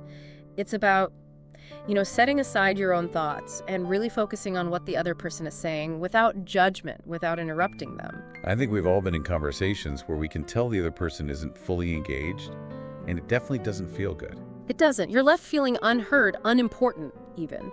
But when someone truly listens to you, it validates your feelings, it deepens the connection between you. It's a way of saying, you matter, and what you have to say is important to me. So it's more than just hearing the words, it's making the other person feel seen and understood. Absolutely, and that can be incredibly powerful, especially if someone is going through a difficult time. What are some other, maybe acts of kindness that we might not immediately think of? Well, think about those little things that can make someone's day a little bit easier. Offering to help a colleague with a task, even if it's not technically your responsibility, or, something as simple as letting someone go ahead of you in line at the grocery store if they seem rushed. I remember one time I was struggling to carry this heavy box up some stairs, and this complete stranger stopped to help me. And it was such a small thing, but it meant the world to me at that moment. And that's exactly it, Mike. Those small acts, they often don't require a lot of time or effort, but they can have such a huge impact on the receiver's mood, their whole day even. It's like sending a message that you see them, you care, and you're willing to go the extra mile, even if it's just a few steps. What about things like writing a thank you note? It seems like nobody does that anymore. A handwritten thank you note is like a precious gem in today's digital age. It really shows that you took the time and effort to express your gratitude in a way that's tangible and real. It's something the receiver can hold on to and cherish. I love that. It's so much more personal than a quick text or email. What about sharing a meal with someone? That always seems to be something that brings people together. Oh, absolutely. Sharing a meal is a beautiful way to connect with others. There's just something so fundamental and primal about breaking bread together. It creates this sense of community and belonging. It's a time for sharing stories, laughter, and building memories. Yeah, it's like nourishing both our bodies and souls. And what about something as simple as offering a kind word to a stranger? Why is that so impactful? Sometimes a simple good morning or a genuine compliment can make someone's entire day, especially if they're feeling down or invisible. It's a reminder that they matter, that they are seen and appreciated. You never know what someone might be going through, and a kind word from a stranger could be exactly what they need to lift their spirits. It's like acknowledging their humanity, even in just a fleeting moment. It's a powerful reminder that we're all connected in some way. Exactly, and those little moments of connection, they can have a ripple effect, inspiring both the giver and the receiver to be more kind and compassionate to others. This is all so inspiring, but let's face it, we don't always feel like being kind. We all have those days, when we're stressed or tired or just having a bad day. What advice do you have for those moments? How do we kind of find that spark of kindness within ourselves when it feels like it's buried? That is such a great question, Mike, and it's so important to acknowledge that we're all human. We have good days and bad days, and sometimes kindness can feel like the last thing on our minds. But I think the key is to be kind to yourself first. Oh, that's so important. We can't pour from an empty cup, as they say. You got it. Taking care of your own needs is absolutely crucial before you can show up for others. Welcome back to the Learn English Lab.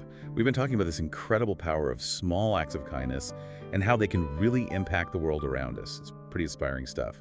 It is, and before the break we were talking about, those times when we don't necessarily feel like being kind, those days when you wake up on the wrong side of the bed. Oh yeah, we've all been there. So how do we cultivate that kindness within ourselves, even when we're not feeling our best? Well, I think one thing that can be really helpful is to shift our perspective a little bit, Instead of dwelling on those negative feelings or our own problems, maybe try to focus on how we can make a positive impact on the people around us. Yeah, it's like that old saying, the best way to cheer yourself up is to try to cheer someone else up. Exactly. And again, it doesn't have to be anything huge. It could be as simple as a genuine compliment or holding the door open for someone or just really listening to a friend who needs to talk. All great examples. And, it brings us back to that idea of making kindness a habit. It really does. It's about weaving those small acts of kindness into our daily routines so they become second nature. Like we were talking about earlier, it's like building a muscle, the more you use it, the stronger it becomes. So we're not waiting for these grand opportunities to be kind. We're just making it a part of who we are and how we interact with the world every day. Exactly. And as we practice this, you'll find it becomes easier and more natural. You start noticing those little opportunities to show kindness without even thinking about it. And I can only imagine the impact that would have on our communities and the world as a whole. The ripple effect is real. One person's kindness can inspire countless others, and before you know it, you've created this wave of compassion that can truly transform the world around us. That's an incredible thought. So as we wrap up our deep dive into the power of small acts of kindness, what's the one thing you want our listeners to remember? You know, at the end of the day, kindness is a choice. It's a choice we can make every single day. And it might seem like a small thing, but those small acts have the potential to create a ripple effect of positivity that can truly change the world. So well said. Sarah, thank you so much for this amazing conversation. I'm leaving here feeling so inspired to be more intentional about incorporating kindness into my own life. Me too. And I hope all of our listeners are feeling inspired as well. And if you enjoyed this deep dive and you want to hear more, be sure to hit that like button, share it with a friend, and subscribe to our channel for more explorations into the power of, kindness and language and all that good stuff. Until next time, keep learning, keep growing, and keep spreading kindness. Hello and welcome to the Learn English Lab. I'm Mike, and today we're diving into something kind of guilty pleasure, kind of fascinating. Celebrity scandals. Ooh. Yeah, celebrity scandals. Yeah. Why are we so obsessed with them? Right. It's like we just can't resist peeking behind that curtain, even when we know we probably should. Yeah. And to help us unpack this obsession, I'm joined by Sarah. She's incredible at connecting those seemingly random dots and revealing the bigger picture. So Sarah, welcome to the Learn English Lab. Thanks for having me, Mike. Happy to be here. Glad to have you. So let's be honest. We are bombarded with celebrity news. It's like everywhere you look. It really is. Right? But why do we care so much about the personal lives of people we don't even know? What's the psychology behind this fascination?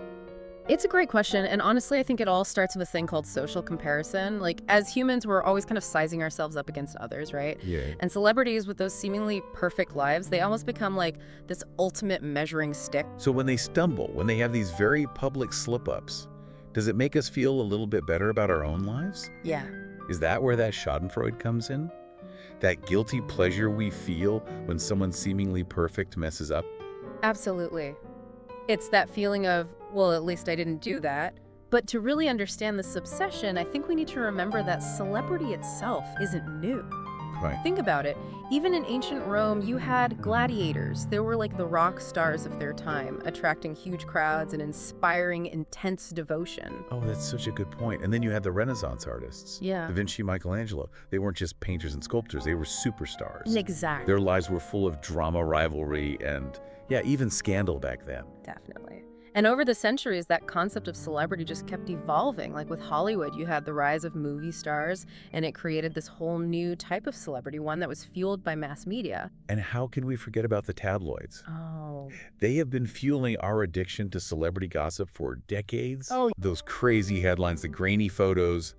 It's like they created a whole industry around this fascination with celebrity scandals. They definitely tapped into this public hunger for the juicy stuff, the sensational. They knew that people just can't get enough of drama and intrigue and, of course, downfalls. And then came the internet and social media. And that just exploded this whole thing. Oh, absolutely. Now we have 247 access to celebrity news, gossip, speculation. It's nonstop, and it's hard to escape. It's a constant stream. It really is. Yeah. And social media in particular, I think, has created this illusion of intimacy. Yeah. We follow celebrities on Instagram, Twitter. We see their posts, their pictures, and it starts to feel like we actually know them. It's like we're part of their inner circle, right? Right. We see their vacations, their kids, their everyday moments. But are we really getting the whole picture? That's the big question. What we're seeing on social media is often a carefully crafted image. Celebrities are so aware of how they're perceived. So it's all about controlling the narrative, even if that narrative isn't entirely true. Exactly. And that's where things get really interesting, because when a scandal breaks, it completely disrupts that carefully crafted narrative. It's that crack in the facade, the glimpse behind the curtain that we find so irresistible. Exactly. But let's dig a little deeper here. Why are we so drawn to this drama? What is it about these scandals that really hooks us in? I think it goes back to that basic human need for storytelling. You know, we're wired to be fascinated by narratives, especially ones with a rise and a fall, a hero and a villain. Okay. And celebrities, they're larger than life, so they provide the perfect canvas for these stories. Their lives become these modern-day morality plays, you know, full of huge wins and crushing losses, betrayals, and second chances. That is a really interesting way to think about it. So we're not just watching for the gossip, are we? Right. We're actually looking for some deeper meaning, some lessons we can apply to our own lives. I think there's definitely an element of that. We see these celebrities making mistakes, facing the consequences, and it makes us think about our own choices, you know, our own values. It's like they're holding up this mirror to society in a way. But it's not always a flattering reflection, right? Yeah, true. Some of these scandals can get pretty dark, pretty messy. Yeah, that's true. And I think it's really important to remember that while we're captivated by these stories, there are actual people involved. Yeah. People with families, emotions, vulnerabilities. It's easy to forget that, isn't it? When you're caught up in all the drama, the rumors, it's easy to lose sight of the human cost. It really is. And that's why I think it's so crucial to approach these stories with a sense of empathy, you know, and really think critically about what we're seeing. Right. Like, we need to ask ourselves, why are we so invested in these scandals? And what do they reveal about us and the culture we live in? So it's not just about mindless entertainment then. Yeah. It's about using these scandals as a starting point for some deeper reflection. Exactly. It's about acknowledging the complexities, the nuances, even the ethical implications of our fascination with this whole celebrity culture. That's such a crucial point, I think. It's about being conscious consumers of information, not just passively soaking up whatever's thrown at us. Right. We need to remember that the media, especially social media, often presents a very distorted version of reality. Yeah. So it's on us to sort through all the noise, question the stories we're given, and form our own opinions. Okay, that makes sense. So we've talked about the psychology behind our obsession, but I'm curious about the history of it all too. Okay. How have these celebrity scandals evolved over time? I mean, gossip has been around forever, right? Always. But it feels like it's reached a whole new level in recent years. Yeah, you're right, Mike. Celebrity scandals, they've always existed, but the way we devour them and spread them has definitely changed. In the past, you know, gossip was mostly whispers, rumors, the occasional tabloid headline. Right. But now with the internet, social media news travels so fast. It's like everyone has a megaphone and everyone's an instant expert. And don't even get me started on the comment section. Oh, gosh. It can get pretty brutal out there. Social media has given a voice to everyone, which can be both empowering and dangerous. Yeah. It's created this culture of instant judgment where people feel like they can say anything without thinking about the consequences. And celebrities are under constant scrutiny, right? Oh, yeah. Every move analyzed and dissected. Yeah. It's like living in a fishbowl with no escape. And that's where the paparazzi come in. You know, they're relentless, chasing those scandals, often going to crazy lengths for that one shot that'll make headlines. It's tough, isn't it? It's like this weird balance. On the one hand, we're totally fascinated by these stories.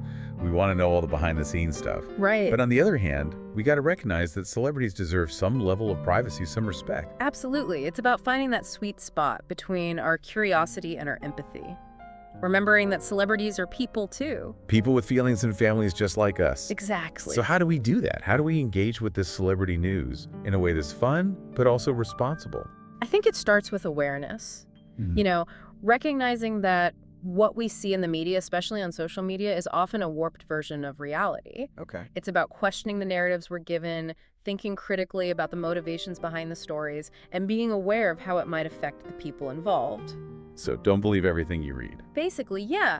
It's about being a smart consumer of information, asking ourselves why we're drawn to these scandals in the first place. Right. And what that might say about us as a society. That's a good point. It's easy to get sucked into the drama, but it's important to zoom out and see the bigger picture. Exactly. It's also about remembering that celebrities, despite their fame and fortune, are still human beings with feelings, vulnerabilities, and a right to privacy. So you're advocating for a more thoughtful, less judgmental approach to celebrity news. Absolutely. It's about finding that balance between enjoying the entertainment aspect and remembering the human cost. We can be interested without being cruel or gossipy. This has been so insightful, Sarah. I feel like I have a much better grasp on this whole celebrity scandal phenomenon now. I'm glad to hear that, Mike. It's like we're all part of this big cultural conversation about it, even if we don't realize it. Yeah. And that conversation can be super revealing if we're really paying attention. Sarah, this has been such a fascinating deep dive. I honestly feel like I've gone from just skimming those headlines to actually understanding why we're so obsessed with celebrity scandals. I'm glad to hear that, Mike. It's all about being more aware, more thoughtful about the information that's constantly coming at us. So for our listeners who are still hooked on those juicy headlines, what's your final takeaway?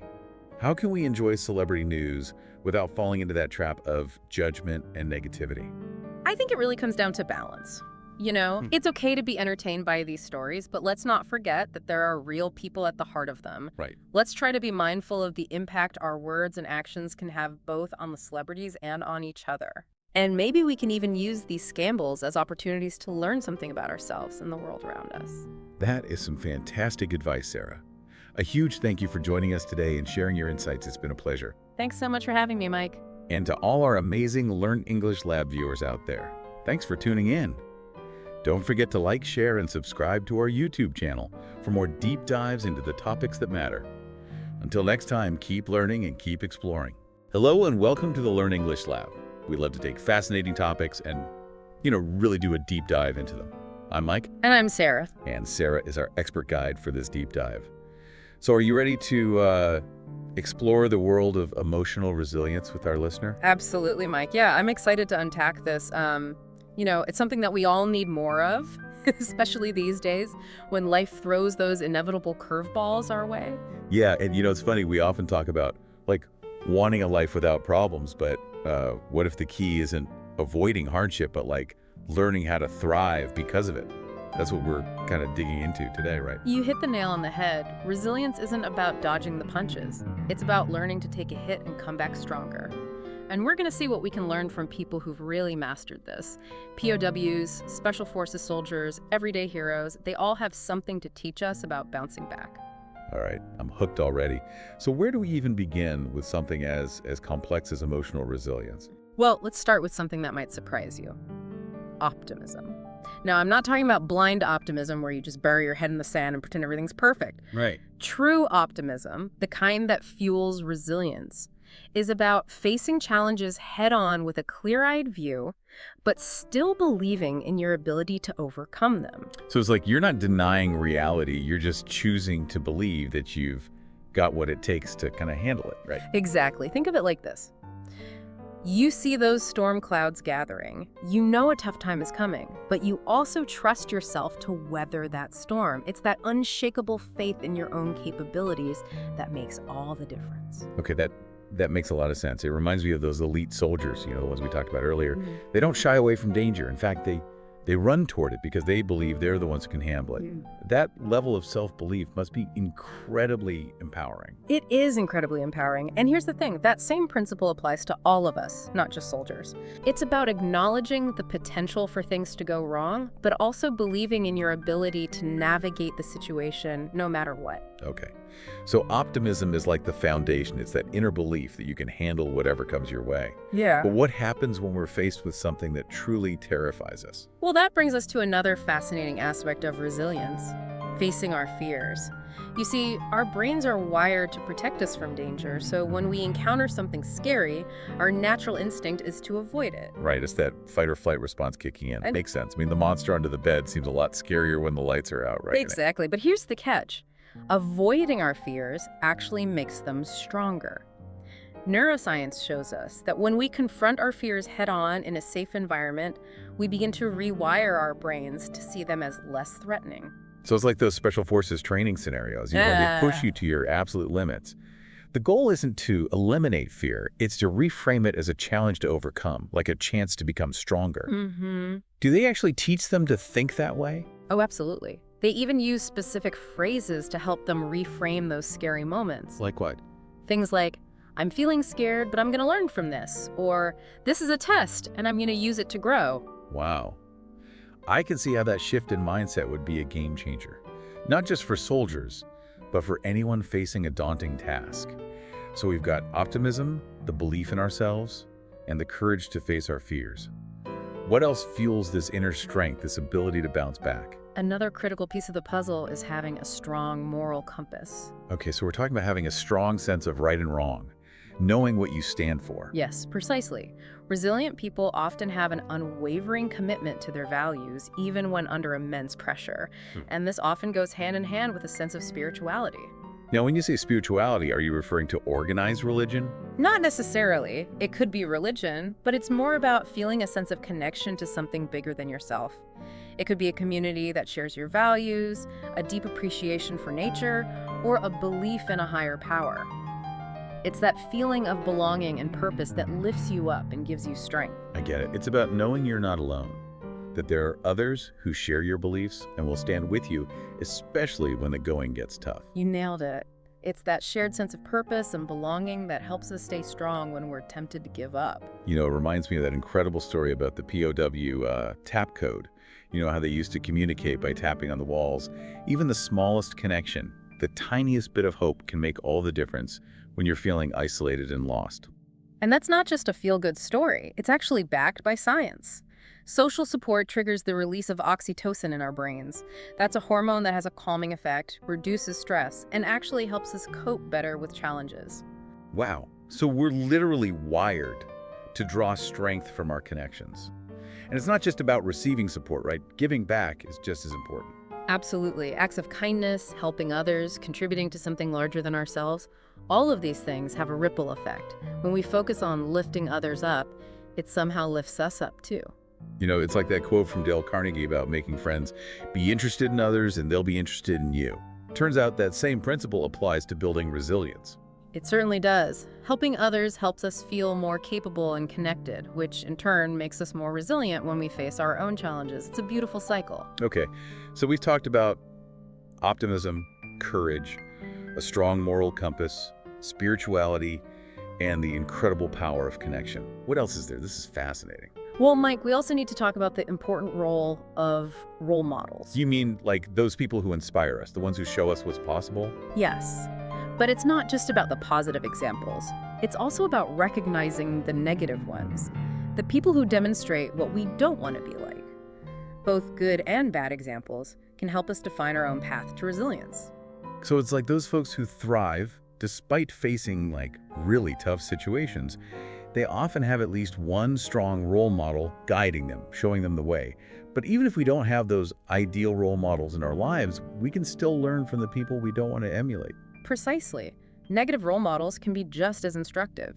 They help us clarify our values and decide what paths to avoid. It's like having a map with both the scenic routes and the danger zones clearly marked, right? Okay, so having those role models, whether positive or negative, gives us a picture of what resilience can look like. But I have a feeling it's not all just mental and emotional strength, is there? You're right, Mike. There's more to it. Resilient people also tend to prioritize their physical and mental fitness. So we're not just talking about hitting the gym and getting ripped, are we? Not necessarily. While physical strength is certainly helpful, it's more about equipping your body to handle stress, both physical and emotional. Think of it this way. Exercise is like a stress vaccine for your body. Okay. When you exercise regularly, you're teaching your body how to adapt to stress, making it more resilient to all kinds of challenges. So it's not just about looking good, it's about prepping your body for the emotional roller coaster that is life. You got it. And it doesn't have to be grueling workouts either. Even moderate activities like brisk walking or dancing can make a difference.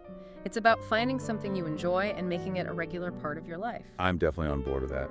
A little dance break during a stressful workday sounds like a fantastic resilience booster. But we were talking about mental fitness too. How does that fit into the equation? Mental fitness is all about keeping your mind sharp, agile, and adaptable. Think of it as building a growth mindset and embracing lifelong learning. So instead of binge watching the latest reality show, maybe we should be picking up a book or learning a new language. It's like cross-training for your brain, right? Exactly. And the beauty of it is that learning doesn't have to feel like a chore. Find something that sparks your curiosity and dive in. Whether it's a new hobby, a fascinating lecture, or even just having deep conversations with people who have different perspectives, it all helps keep your mind engaged and adaptable. And that adaptability, that mental flexibility is a key part of resilience, isn't it? We talked earlier about how resilient people have a whole toolbox of coping mechanisms. That's right.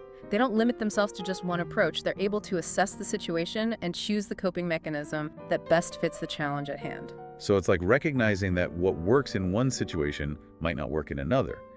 Having that flexibility to adjust your approach is what allows you to navigate those unexpected twists and turns that life throws at you. Absolutely. It's like having different tools in a toolbox. You wouldn't use a hammer to tighten a screw. Resilient people know when to use humor to diffuse tension, when to reach out for support, and when to buckle down and focus on problem solving. They've got the right tool for every job. Okay, I have to ask about the humor thing. I'm curious, how does that work as a coping mechanism? It seems a little counterintuitive, especially when you're dealing with serious issues. You might be surprised how powerful laughter can be, even in the darkest of times. Humor helps us shift our perspective, releases tension, and creates moments of joy, even when we're feeling totally overwhelmed. So it's not about ignoring the seriousness of a situation. Yeah. It's about finding those moments of levity that allow us to breathe and regain our perspective. Yes. Humor reminds us that even in the midst of chaos, there's still room for joy and connection.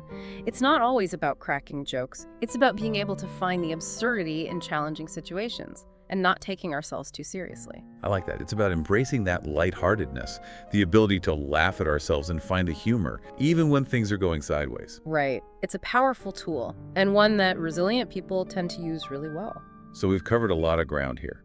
Optimism, facing fears, a moral compass, spirituality, the importance of connection, role models, physical and mental fitness, and even humor as a coping mechanism.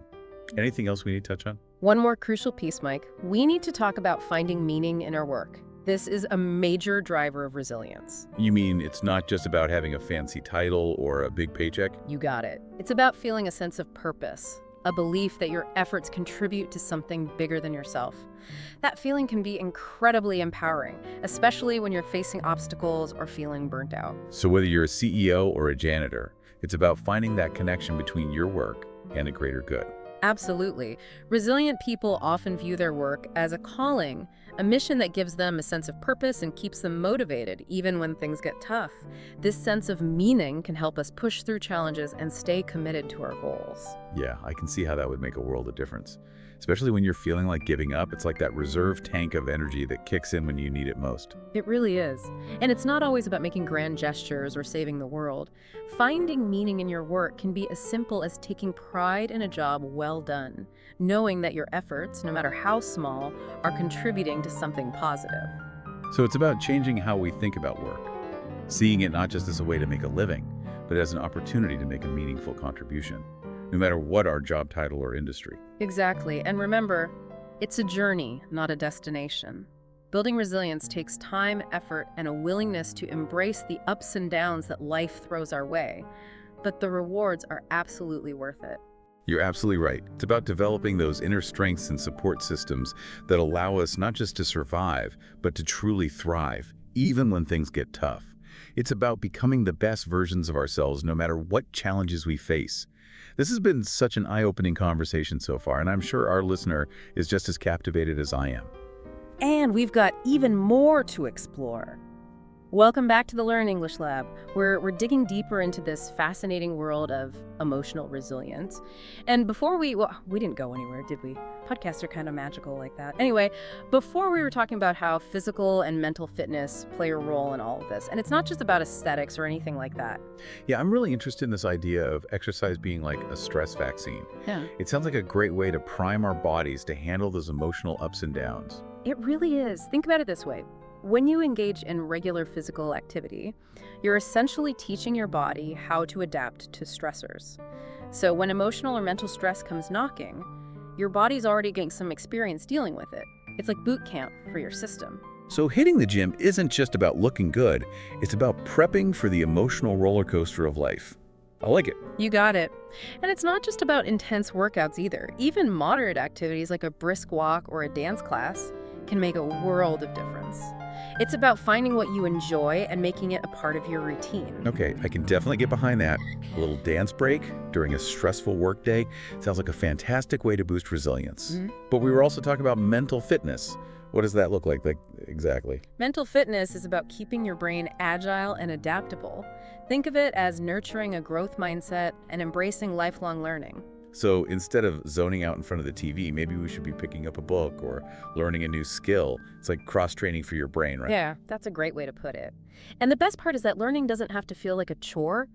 Find something that sparks your curiosity and dive in, whether it's exploring a new hobby, attending a thought-provoking lecture, or just having in-depth conversations with people who have different viewpoints. It all helps to keep our minds sharp and adaptable. And that adaptability, that cognitive flexibility, as we called it earlier, is key to resilience, right? Because resilient people don't just have one coping strategy, they have a whole toolkit. Absolutely. They're not limited to just one approach. They can size up a situation and choose the coping mechanism that best fits the challenge. So it's like recognizing that what works in one situation might not be effective in another. And having that flexibility to adjust your approach is what helps you navigate those unexpected twists and turns that life throws your way. You nailed it. It's like having different tools in a toolbox. You wouldn't use a hammer to tighten a screw. Resilient people know when to use humor to lighten the mood, when to seek support from others, and when to buckle down and focus on solving the problem at hand. They've got the right tool for every job. Speaking of humor, I'm still a bit curious about how that works as a coping mechanism. It seems a little odd, especially when you're facing, some serious stuff. You'd be surprised how powerful laughter can be, even in the toughest times. Humor can help us shift our perspective, release tension, and create moments of joy even when we're feeling totally overwhelmed. So it's not about ignoring the seriousness of a situation. It's about finding those moments of levity that allow us to take a breath and regain our perspective. Yes. Humor can be a powerful reminder that even in the midst of chaos, there's still room for joy and connection. And it's not always about telling jokes, it's also about being able to see the absurdity in challenging situations and not taking ourselves too seriously. I like that a lot. It's about embracing that lightheartedness, that ability to laugh at ourselves and find the humor even when things aren't going our way. Right. It's a powerful tool and one that resilient people tend to use really well. Mm-hmm. And finally, let's not forget the significance of finding meaning in our work. This can be a major source of resilience. You mean it's not just about a fancy title or big paycheck? Exactly. It's about feeling a sense of purpose, believing that your efforts are contributing to something bigger than yourself. That feeling can be incredibly empowering, especially when you're facing obstacles or feeling burnt out. So it doesn't matter if you're a CEO or a janitor, it's about finding that connection between your work and a greater good. Absolutely. Resilient people often view their work as a calling, a mission that gives them a sense of purpose and keeps them motivated even when things get tough. This sense of meaning can help us push through challenges and stay committed to our goals. I can see how that would make a world of difference. Especially, when you're feeling like giving up, it's like that reserve tank of energy that kicks in when you need it most. It really is. And it doesn't have to be about grand gestures or saving the world. Finding meaning in your work can be as simple as taking pride in a job well done, knowing that your efforts, no matter how small, are contributing to something positive. So it's about changing how we think about work, seeing it not just as a way to pay the bills, but as an opportunity to make a meaningful contribution, regardless of our job title or industry. Precisely. And remember, it's a journey, not a destination. Building resilience takes time, effort, and a willingness to embrace the ups and downs of life, but the rewards are absolutely worth it. You're right. It's about developing those inner strengths and support systems that allow us not just to survive, but to thrive, even when things get tough. It's about becoming the best versions of ourselves, no matter what challenges life throws our way. This has been such an eye-opening conversation, and I have a feeling our listener is feeling just as inspired as I am. I hope so. And guess what? We've got even more to explore. When we come back, we'll be talking about some specific techniques and strategies for boosting your resilience in everyday life. So stick around. Welcome back to the Learn English Lab. We've been having a really interesting conversation about emotional resilience. And now it's time to get practical. So, what are some things, Sarah, that we can actually do to boost our resilience in everyday life? That's a great question. I'm glad you asked that because while understanding the ideas behind resilience is important, it's actually putting those ideas into practice that makes a real difference. Right. So let's talk about some real-world strategies that you can start using today. Okay, I'm ready to take notes. Hit me with your best resilience-boosting tips. All right. Well, first things first, you've got to prioritize self-care. I know it sounds cliche, but it's essential. Okay. Think of it like preventative maintenance for your emotional well-being. Just like you wouldn't expect a car to run smoothly without regular tune-ups, you can't expect your mind and body to function optimally without taking care of your basic needs. Right. That's a great analogy. Yeah. So what does self-care actually look like in our daily lives? Give us the specifics. Well, it's going to look different for everyone, of course, but some key elements include getting enough sleep, eating nutritious foods, and you guessed it, regular exercise. We've already talked about how exercise is like a stress vaccine for your body. Right. But it's worth repeating, it's not just about physical health. It has a huge impact on our mental and emotional well-being too. So going for that morning jog or squeezing in a yoga session is really doing double duty, boosting both physical and emotional resilience. Absolutely. And don't underestimate the power of sleep. When we're sleep deprived, our emotional reserves are just completely depleted, leaving us more susceptible to stress and negative thinking. Oh, yeah. So aim for 7 to 8 hours of quality sleep each night to recharge and boost your resilience. Okay, noted. I'll try to resist that temptation to binge watch just one more episode before bed. What else can we do to take care of ourselves? Another really important aspect of self-care is setting boundaries. This means learning to say no to things that drain your energy or don't align with your values. It's about recognizing your limits and not overcommitting yourself to the point of burnout. Yeah, I think that's something a lot of us struggle with, especially in today's always-on culture. It's easy to feel pressured to say yes to everything and everyone. That's true. But remember, saying no to something doesn't mean you're letting people down. It's about being honest with yourself and protecting your energy so you can show up as your best self for the things that truly matter. When you're running on empty, you're not going to be able to handle challenges effectively. So setting boundaries is actually a way to preserve our resilience, making sure we have the energy and capacity to deal with the important things. Exactly. Now let's move on to another powerful tool for building resilience. Mindfulness. Mindfulness. I hear that word everywhere these days, but to be honest, I'm not sure I fully grasp it.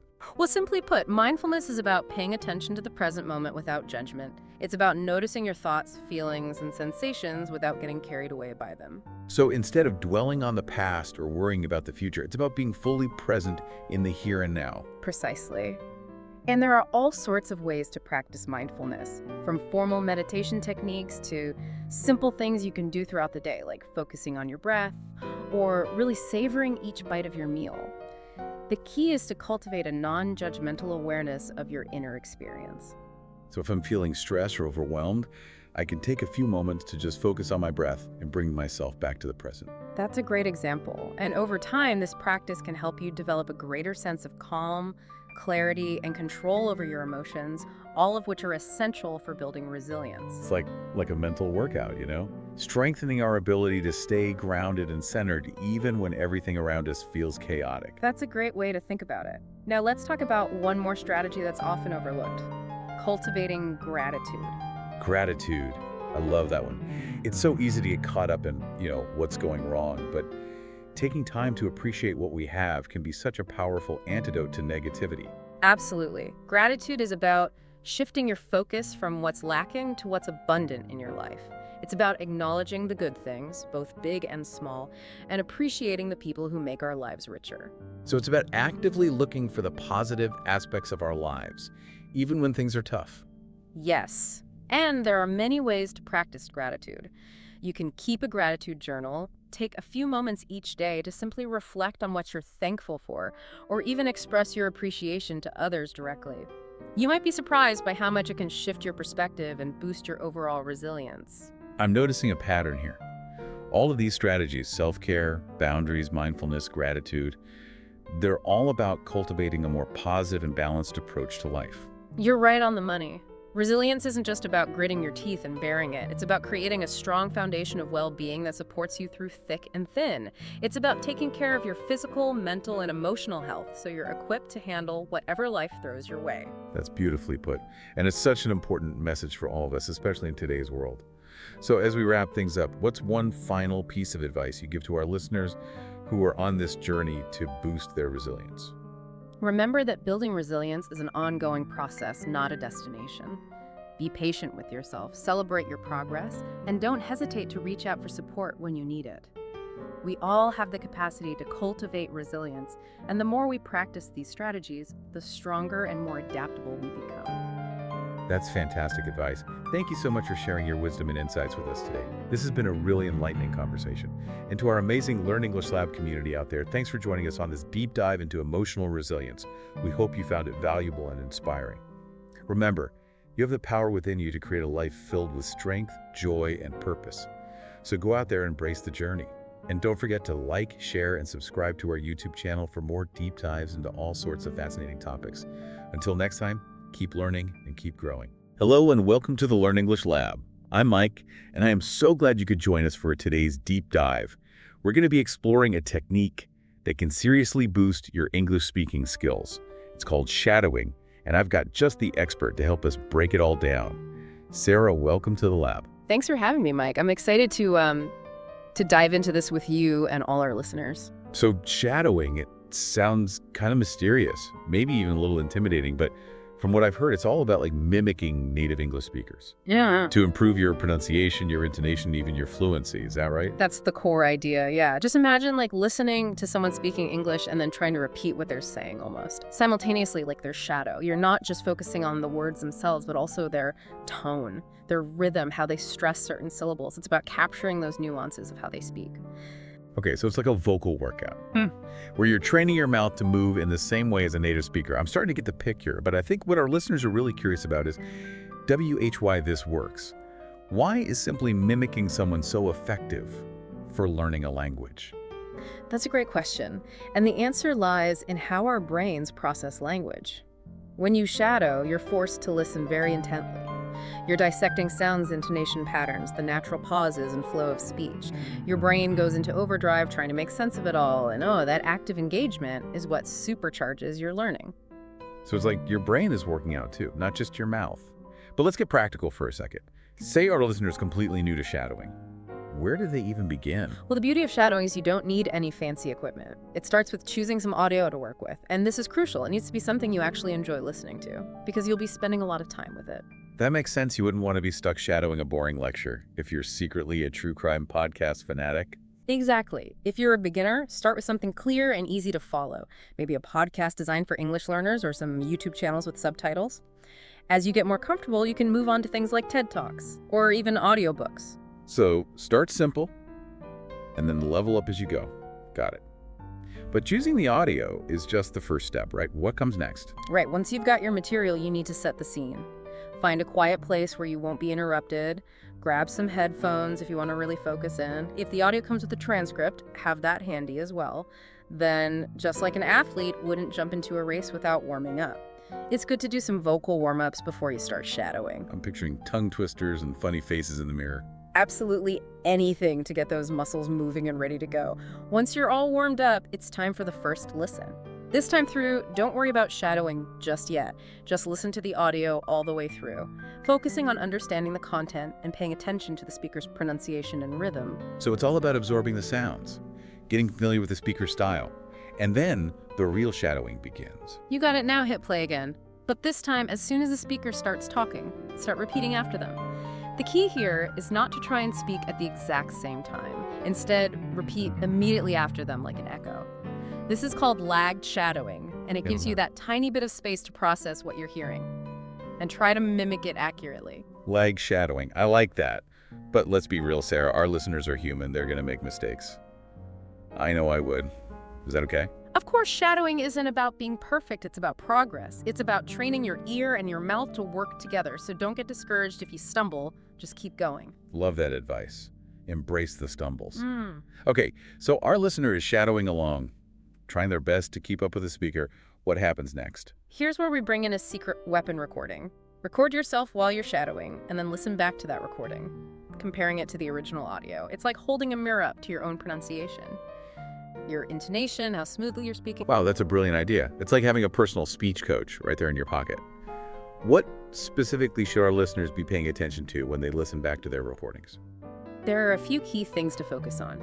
First, listen to how you're pronouncing individual sounds. Are you getting them right? Then pay attention to where you're putting the stress in words and sentences. Are you emphasizing the right syllables? And is your intonation natural? Does your voice rise and fall in the right places? Finally, listen to your overall fluency and rhythm. Are you speaking smoothly?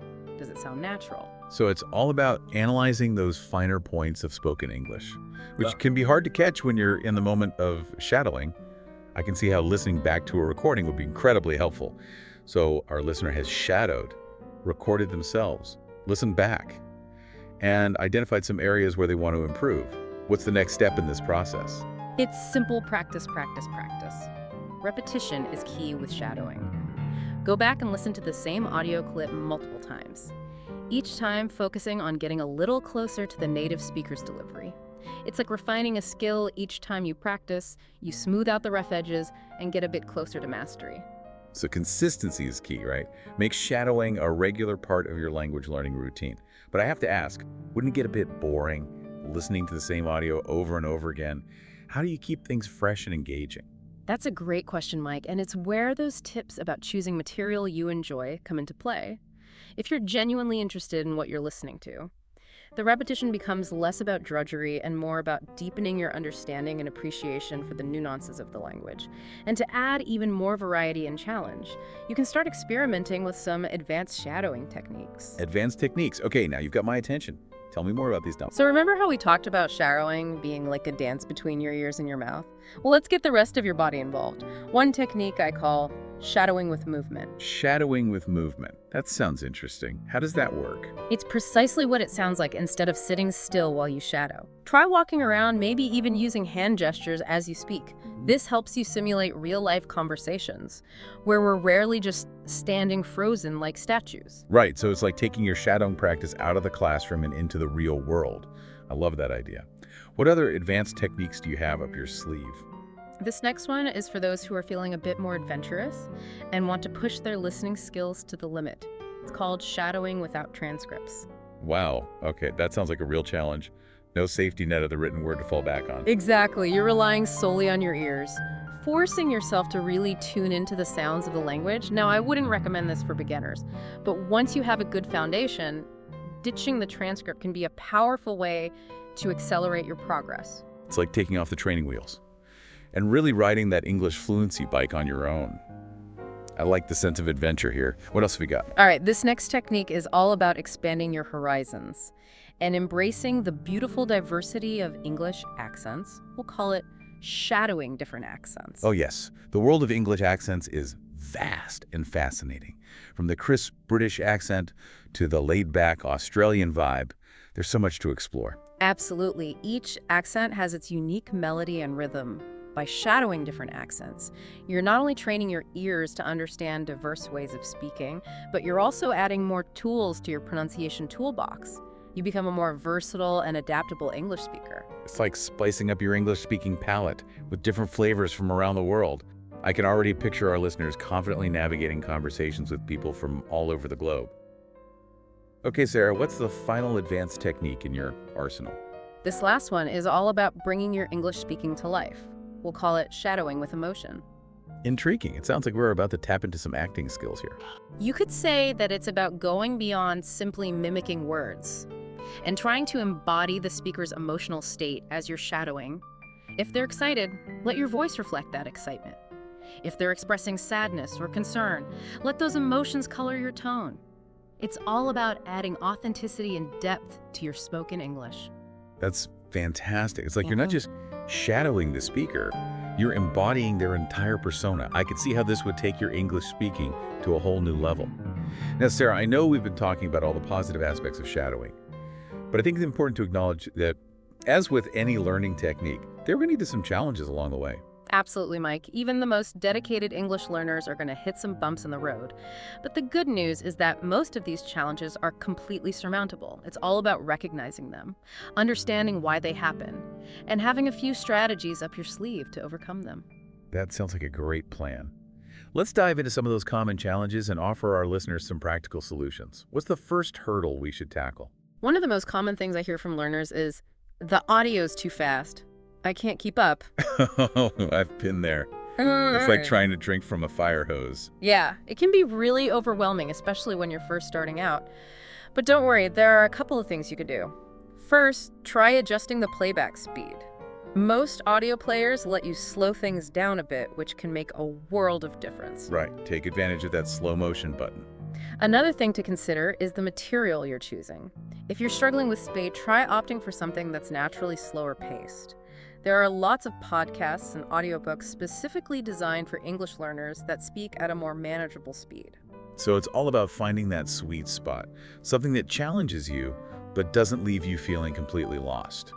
Okay, what's another common roadblock people tend to run into? This one often goes hand in hand with the speed issue: I can't keep up. I keep losing my place. Ah, yes, the dreaded falling behind feeling, like trying to juggle too many balls at once.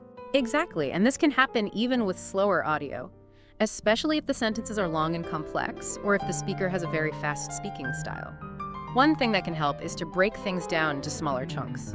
Instead of trying to shadow a whole sentence at once, focus on shorter phrases. Pause after each one to give yourself time to repeat and process. So it's like taking bite-sized pieces instead of trying to swallow the whole thing at once. Right, and remember our friend lagged shadowing. That technique is especially helpful when you're feeling overwhelmed. Give yourself that extra beat after the speaker finishes to let your brain catch up and prepare your mouth for the repetition. Lagged shadowing to the rescue. I love it. Okay, what other challenges do our listeners need to be prepared for? Sometimes the challenge isn't so much about speed or keeping up, but about understanding the words themselves. Ah, the vocabulary barrier, that can be really frustrating. It can be, but don't let it derail you. If you're using material that has a transcript, take advantage of that. Pause the audio, look up the word you don't understand, and then keep going. You could even start a vocabulary notebook where you jot down new words and phrases to review later. Turning those vocabulary hurdles into learning opportunities. I like that. What about those times when the challenge isn't external, but rather internal? I know precisely what you mean. One of the biggest hurdles for a lot of language learners is self-consciousness. That feeling of, I sound silly, or I'm not doing this right. Oh, the inner critic can be so loud sometimes. I definitely struggle with that myself. It's incredibly common, and it's important to remember that making mistakes is a normal part of learning anything new, especially a language.